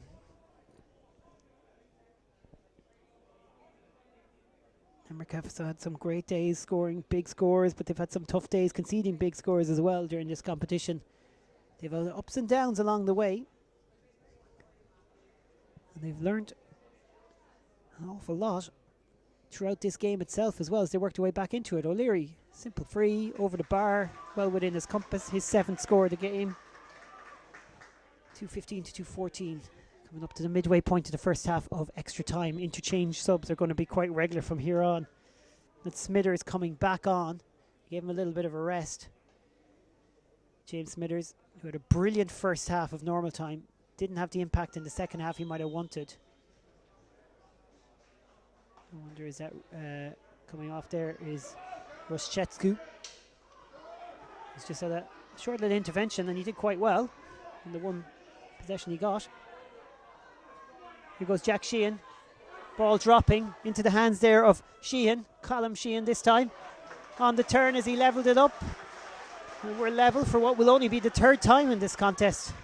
2:15. Level at 1 apiece. And we're level when Leary scored the last point of normal time.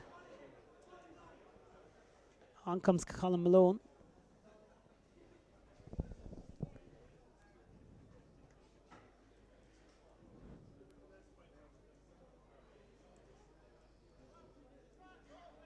Callum Sheehan with the score there for Limerick from Gary Spillane. His first point of the game. He becomes, just looking at it there, he becomes Limerick's 9th scorer in this contest.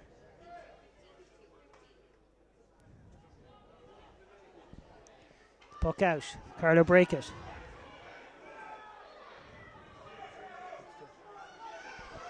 Try and make something of it in attack. That said, it's going to break the way of Brady for Limerick.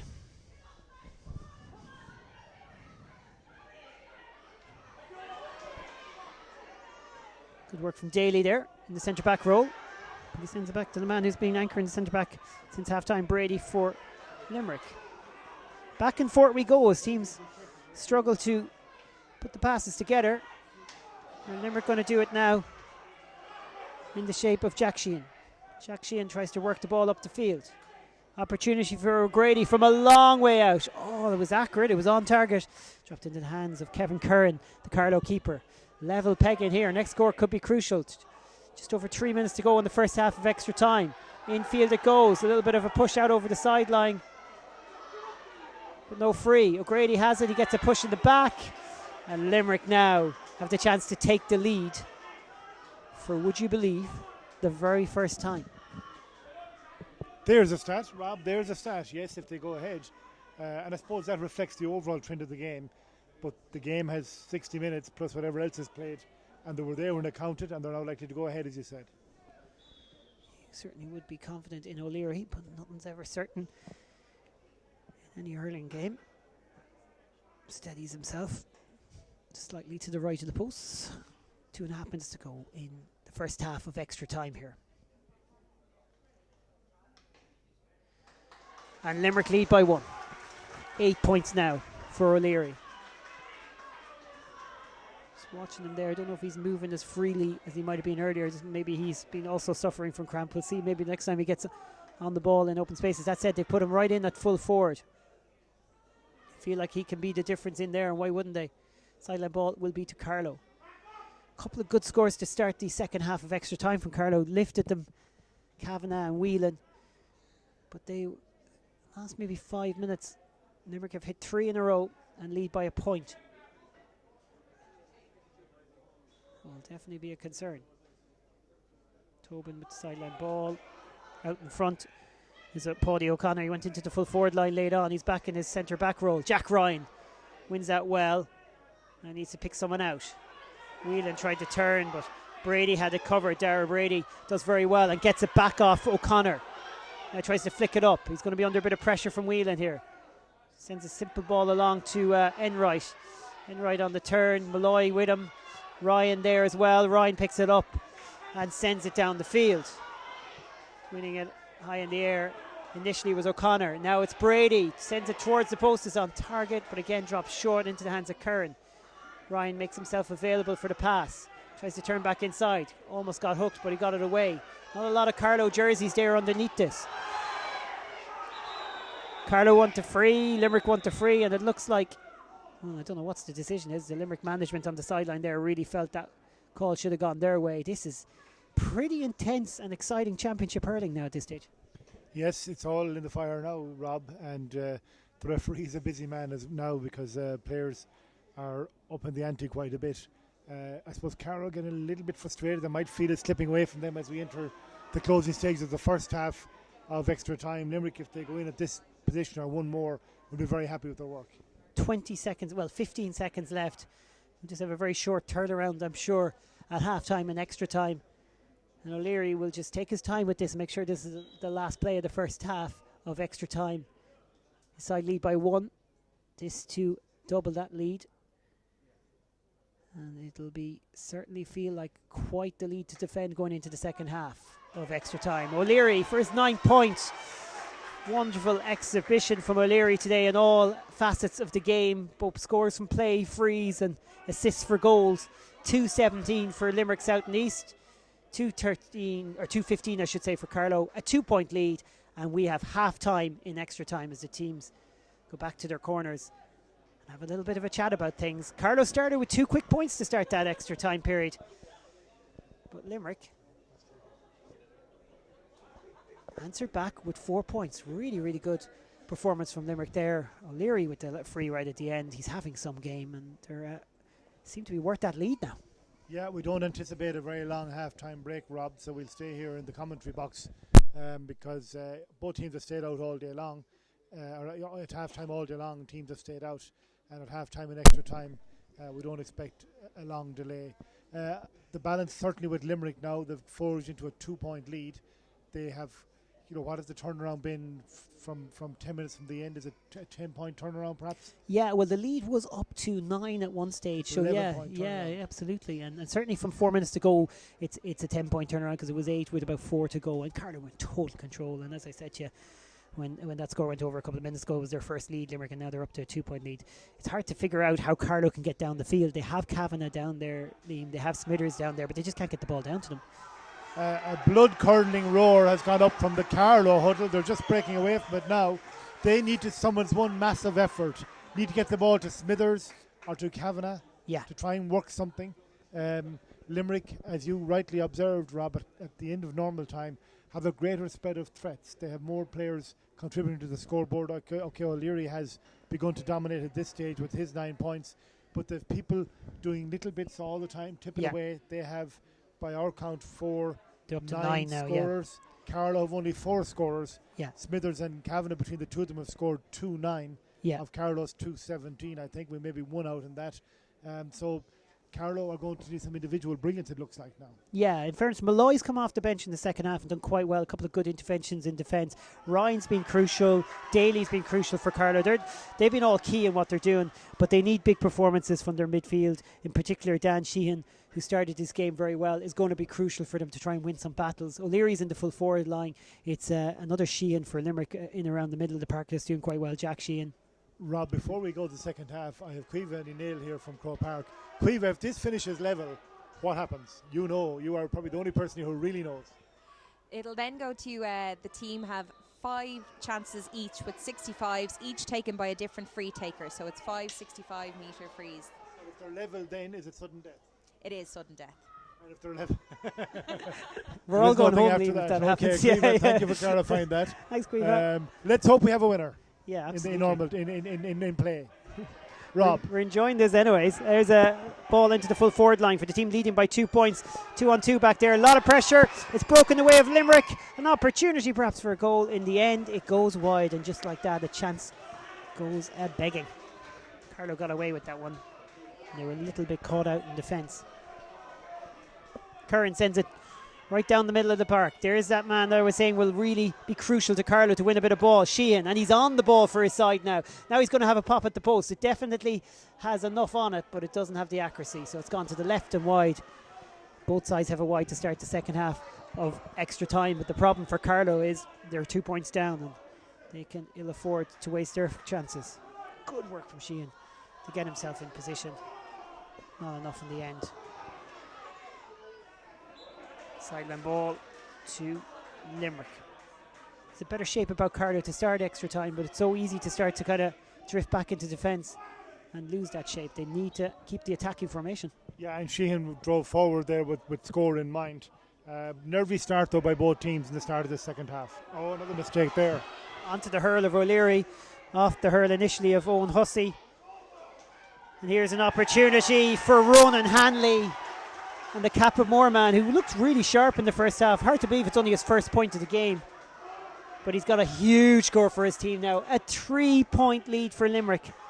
2 minutes into extra time. That's quite dramatic spectacle that would make this a YouTube sensation, I think, if we had to do it of a 65 shootout. Might not be about to happen, but if it does, it's going to be probably because Carlow get a goal. We'll see. We should not forget, of course, all day long the breeze has been blowing the direction Carlow are now playing, so perhaps they'll get a bounce from that, but it has subsided quite a bit. And 3 points, I feel it'll be a goal Carlow need to get. I don't see them getting 3 points the way they're playing. Ollie Coffey down there pumping his fist to lift his side. The Limerick manager, along with Val Murnane and Garage Parr, James Ryan and Declan Murphy, all down there as well, really trying to lift her side. No different at the Carlow end either, as you'll see in a second. That ball is there to be won by O'Leary. Well, it wasn't just there to be won. He had to get the hurl up and brilliantly take it down. He's had a fine game, as we know, and he's won the sideline ball. Seemed to be over his head, but lovely skill from O'Leary. He is quite the complete player, Sean O'Leary. Yeah, he's been immense for Limerick South East. 9 points, but also winning crucial ball like that one. He controlled it. He was picking out a man across the field actually. He was blocked, but he's ever alert, a very, very sharp player. He's going to take the sideline cut as well.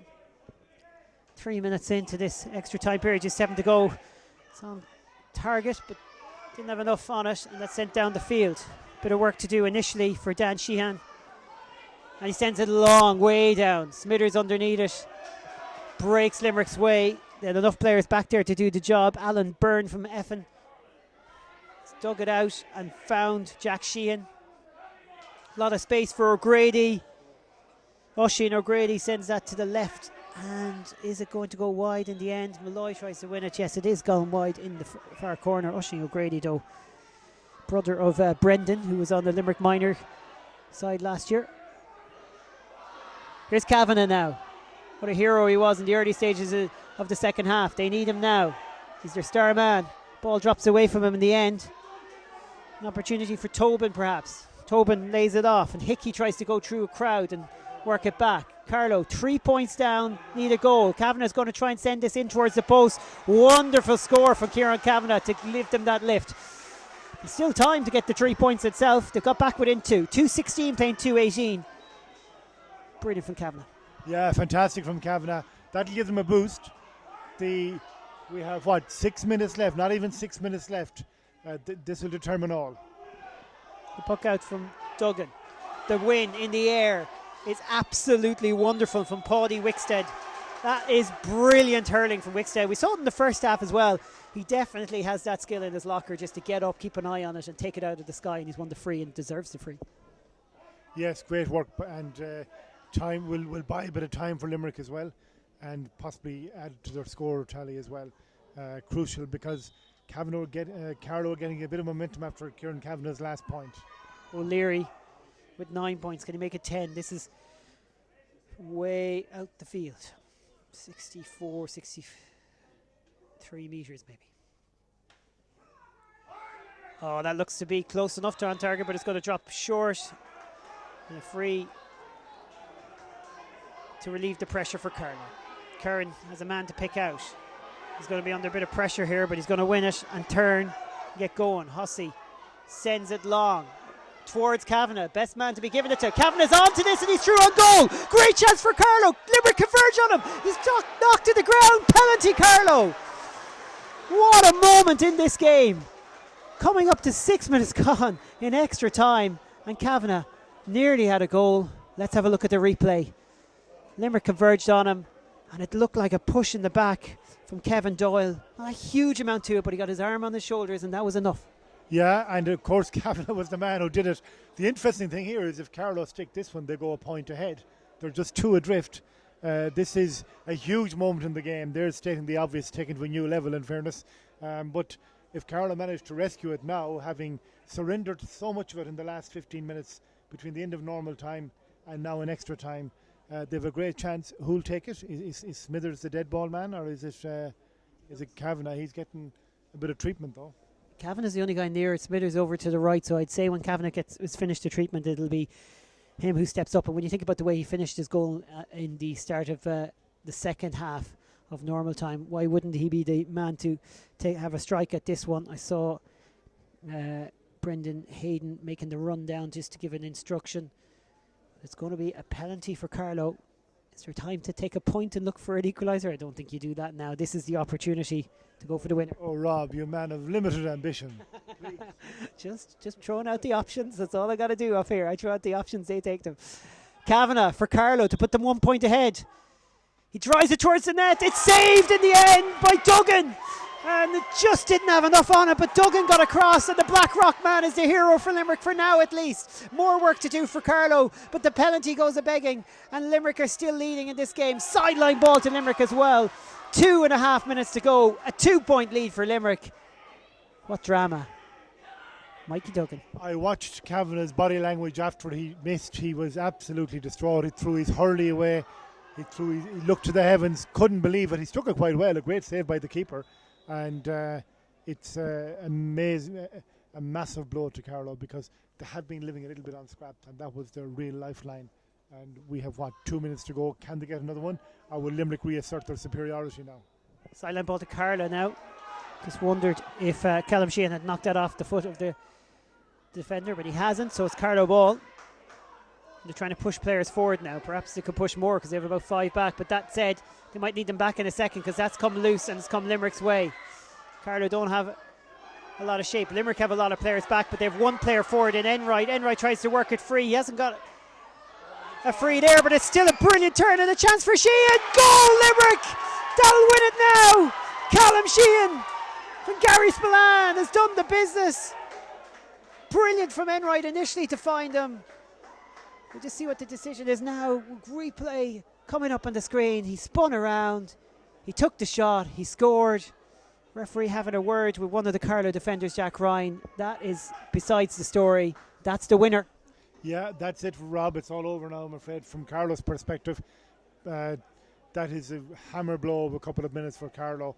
And overall, they'll remember this day with great disappointment because they went so close in normal time. Looked to be home and dry, really. Left it behind them in that period. And Limerick have done remarkably well to go on and do what they have done there. I'm not sure did the referee take action there. He was speaking to somebody. But there's a player going off for treatment. Very hard to see Carlow getting back now. What are we, 27-22, 5-point margin. 2 big scores needed, and we have only 30 seconds of normal time left in injury time. All right, certainly. So Ryan, I think, received the red card in the end there, his second yellow card basically. So Carlow also down to 14 men. They trail by 5 points, 3-18 to 2-16. And Limerick are in control. There's O'Leary, one of the heroes, 9 points today.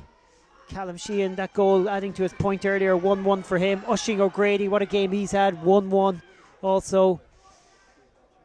Another chance right at the death. We look at the clock, we're in additional time, in extra time, the second half of extra time. Still Carlow try and battle. Still they believe. They've put in such a brave effort, but Limerick's comeback at the end has been huge.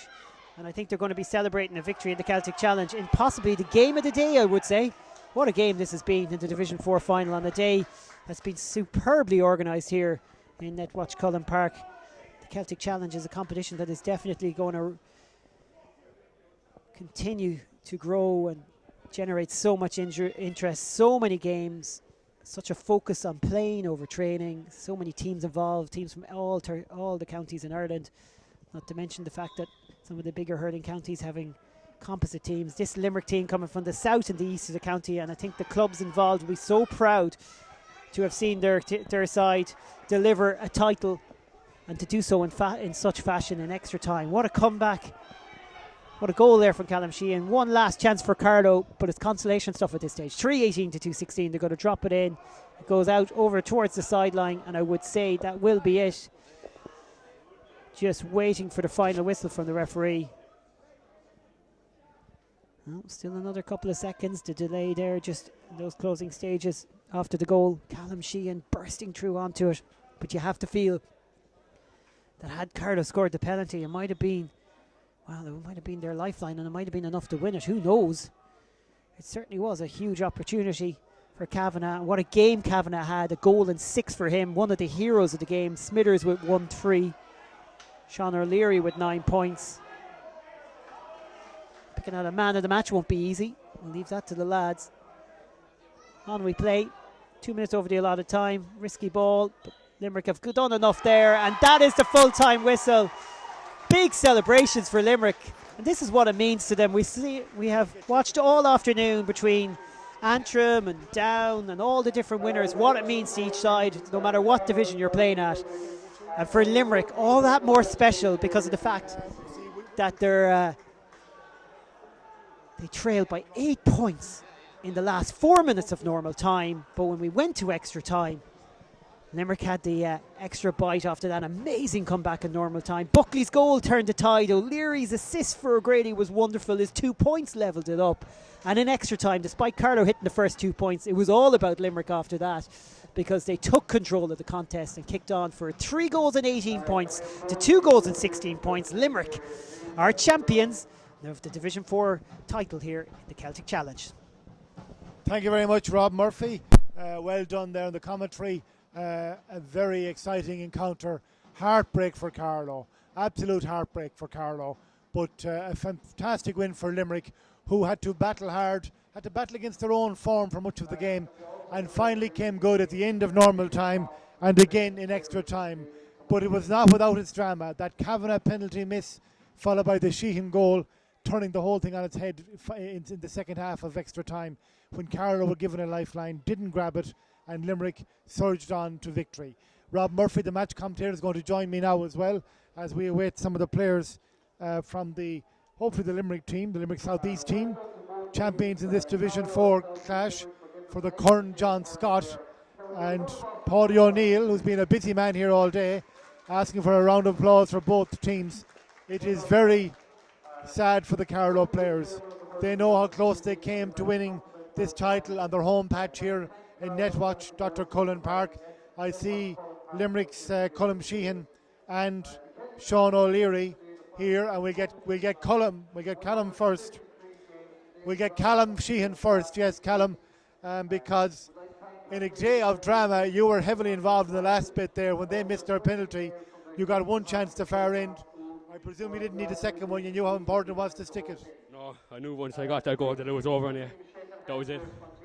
When they got their penalty, were you fearing the worst? Yeah, I was on my knees in the middle of the pitch, and I didn't know what to think. But he saved it, and that's the main thing. Great save. Yeah, it was super safe, under pressure and all. It was great, yeah. For a long period of normal time, you were playing second fiddle, but you kept at it. Yeah, we were probably second best for nearly the whole first half and the second half. But to be fair to us, we kept in it, and when we needed to perform, we performed. So that's the main thing. So I'm just waiting to see who gets best and fairest.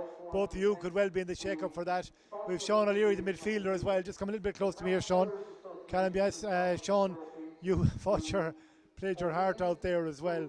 It was a game that was going away from you for a long while. You brought it back.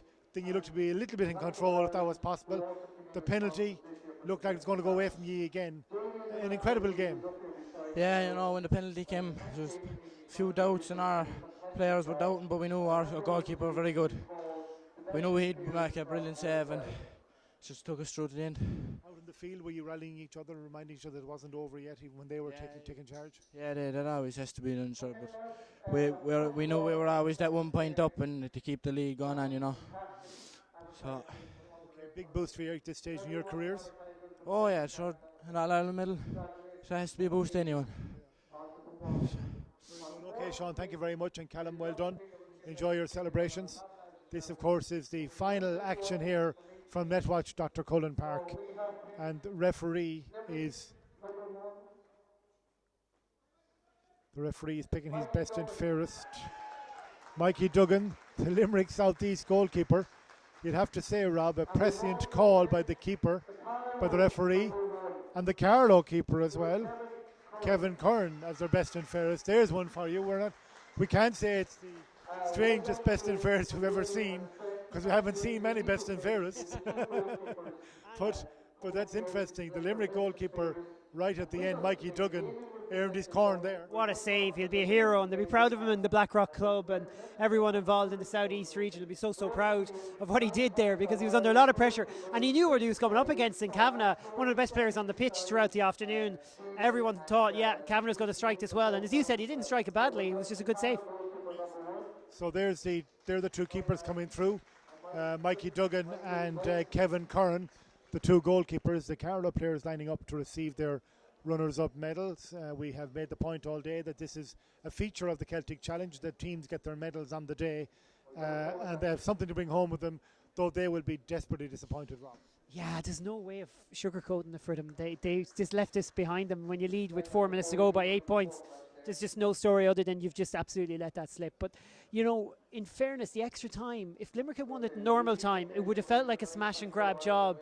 The fact that Limerick kicked on in extra time, came from 2 points down in extra time, I think that shows they're worthy champions as well, and I think they can be proud of that. Yes, I think it's a very good point.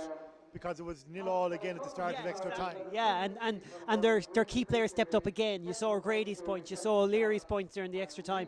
You saw you were just speaking to Callum Sheehan, what a goal that was, broken down by one of the subs, Enright, all that kind of stuff. These players stepped up. There's a lot of good players coming through from that part of the county in Limerick. You know, you split Limerick into 3 sections at underage. You know, that's big endeavour from Limerick to do that. Some of the other counties just go with 2. Some of the big counties like Kilkenny just go with 2 and Tipperary. So it was an interesting choice, the City, the South, and it gives young lads in the South and East region a chance. And now they're here winning a trophy. They'll go back to their clubs, and their clubs will be super proud of them.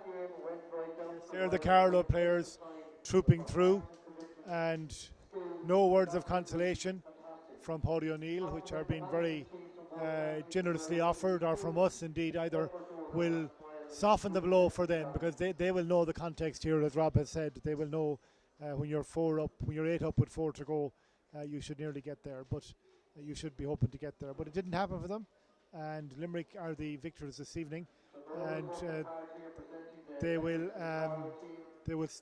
savour this one. Of course, it's a developmental competition as well. It's not all about winning. There are interchange rules. There are all sorts of other rules as well, particularly in the group stages. They have different rules in it. So it is all about developing players, and Carlow players, you know, will be hoping to make a mark further down the line. Yeah, Jack Ryan at fullback. I know he ended up having to leave the field for the second yellow, but he looks like a player that they'll be able to really see going through some of the underage setups. I'm sure we're going to hear the names of Smithers and Kavanagh again at under 21 and minor level as well. There's no question they have the talent there. So we have the Limerick presentation about to take place now, and the procedure here is all the teams come in, the players come in and get their medals, and they troop in behind the presentation area, and the final presentation of the day then will be the presentation to the Limerick captain, and they will lift the cup then. As there has been all day, a battery of photographers assembling in front of them, including our very own camerawoman Emma O'Shea as well too down there, hoping to get the shot as they lift the cup, and they are receiving their cups. I think it's Noel Skehan is there again. I think it's Noel Skehan that's there. He was there earlier on. It looks like him here as well. We will be having a word with Pat Daly, the games director of games development in Croke Park, in a few moments' time to round up the day. We're just going to stay with Limerick's victory for now as our last final in today's Celtic Challenge, sponsored by Bank of Ireland. 5 great finals here, plus the other one played in Garvaghey, of course, in which Tyrone defeated Fermanagh by 1 point. It sounds like all of the games were exciting affairs. Unfortunately, because of the Fela up north, Tyrone Fermanagh could not come to here today, but they did get to play it up there. And the 3 titles going north, 1 going west to Roscommon, 1 going south to two going south to Tipperary South and to Limerick Southeast. So nothing for Leinster today, Rob, but the glory of hosting it. When you imagine though that throughout the country, when Team C what Antrim did, counties like Laois and Offaly and Team C what Roscommon did, and you know counties like Mayo and Longford and all that, they'll all start to think, well, we got to push for this, and we try and achieve this as well. Okay, so the cup, as Paddy is saying, is being presented to current the current Jerome O'Leary. The cups all in memory of people who lost their lives in Croke Park on the ill-fated Bloody Sunday, and it's the current Jerome O'Leary that they now receive. To Jack Sheehan, the Limerick captain from Cappamore, receiving it from Cormac Farrell from O'Neill's. There it is. That's the final cup of the day hoisted, and they are celebrating. And I'm going to turn to Pat Daly, the Director of Games Development in Croke Park, who is joining me now. And while Limerick are celebrating, Pat, we're going to reflect with you on, I suppose, the conclusion of a fabulous competition, a fabulous day of hurling here and in Garvaghey today as well. And you're a man who's a long time around this scene. What's the significance of what we're seeing here, Pat? I think it's very significant, Liam, because 2 years ago in what was known as minor B and C hurling, with 13 games of hurling, this year in this competition with 150 games of hurling. It's a credible competition. 13 classified as B and C is not credible. It's not fair to the kids. But the kids have bought into this, the adults have bought into it, and that's reflected in what we've seen. And I suppose the standout feature for me today was the quality of hurling. Teams, as you said, who otherwise might have been incarcerated in divisions that weren't regarded as well, got a national stage today. They played teams at their own level, and they played teams from other ends of the country and different regions and divisions. So it's a very fresh feel to it. Yeah, I think for a lot of people, Ulster hurling doesn't exist, and I think we saw proof of that today, if you like, in that Down came here. And I think the standout feature of Down hurling today was their forward play, and people were absolutely amazed that Down could play that kind of hurling. They didn't think they played hurling, I'd say, a lot of the people. And the same with the Antrim team, they were outstanding as well, had a great victory against North Cork, good team. So we have to look outside of provincial and county boundaries. We have to talk about promoting and developing the game, and this is probably the best way forward. Will this have an impact in other competitions, do you think? Has it opened people's eyes to, and I know some boundary movement has taken place with Galway being in Leinster and things like that, but does this open up some other vistas? I think so. I was speaking to Ronan Sheehan from Down after their victory, and he said, look, we have to get an under-20 competition. We need a pathway for these kids. He went so far as to say if they won the under-21 championship in Ulster this year, they probably wouldn't compete in the All-Ireland series because they don't feel they're strong enough. And everything is relative. In counties we have senior, intermediate and junior, and that works. And I think we need the same type of operation here. People play, they play at their own level, they get meaningful games, and they have realistic prospects of success. And that really is what the promotion and development of the game is all about, because that gives us better people. Yes, and the final, putting them all on today, while it's a marathon, 5 and could have been 6 only for Tyrone Fermanagh had to go to Garvahi, but that seemed to work as well. People from different counties or divisions trooped in and out, watched their game and maybe the bit of the next game, and there was a good atmosphere all day long. Yeah, it's wonderful. Like, we tried that in Kilkenny last year, worked very well. We didn't go to Kilkenny this year because they're training. They didn't anticipate they would be training, so they were training. We decided we'd come to Carlow. It's a Tier 2 county, genuine Tier 2 county. The performance in the last game, maybe a bit unlucky to be beaten there at the end, but tremendous occasion, good crowd here all day, great atmosphere. Even for the first game between Armagh and Roscommon, we didn't have huge support, but they were pretty partisan. And when we were here when Galway Tip got fully into action today, and we were saying it was like any Galway Tip battle over the decades. Yeah, absolutely, and there was, but the one standout feature, I think we had one player sent off in the entirety of the competition today, but great sportsmanship, great respect for each other, and most importantly, great hurling. Okay, Pat, thank you very much, and safe travelling for you this evening. Pat Daly, Director of Games Development in Croke Park. Our final guest this evening. That wraps it all up here from Netwatch, Dr. Cullen Park. Thanks to everybody who helped to make today possible. I want to first of all start off with everybody in Croke Park who made today's broadcast possible. Donald Mara, Lisa Hayden, and most notably, and I don't mean to undermine the work of Lisa and Donald anyway, but Caoimhe Neal, who was exceptional all through the build-up to this and throughout today as well. She was keeping so many balls in the air, it wasn't funny at times, and yet she did everything so gracefully and was really, really exceptional. Also to Leanne Hannafin, who was social media coordinator for Croke Park here today for the Celtic Challenge. Thanks to the sponsors, Bank of Ireland, to our hosts here at Netwatch, Cullen Park, and to Carlow County Board, to all our guests throughout the afternoon. They were in and out all day long, but particularly to Liam Sheedy and Henry Shefflin, two of the most decorated people in the game, who gave so much time here today, both Bank of Ireland employees, and came along to enjoy the hurling and offer their words of wisdom. And the winning teams today get coaching sessions with people like Liam Sheedy, Henry Shefflin, Shane McCallanan, and others like that as well. Thanks to our team from Intre in Limerick, who made it all possible technically. David O'Shea, Ger O'Shea, and Emma O'Shea. That's an O'Shea-driven operation, I take it. And to Matthew McCormick, who was our photographer here today, and to our match commentators, Rob Murphy, Mike Finnerty, and Killian Whelan. And finally to our director, Desi Campbell, who was here from early morning, making sure everything went okay. I hope I've missed nobody else. I hope you enjoyed all the viewing. All available to be watched back on GAA now to savour all the atmosphere of the 5 finals from today's 2017 Bank of Ireland Celtic Challenge. Thank you very much. Good night from Netwatch, Dr. Cullen Park.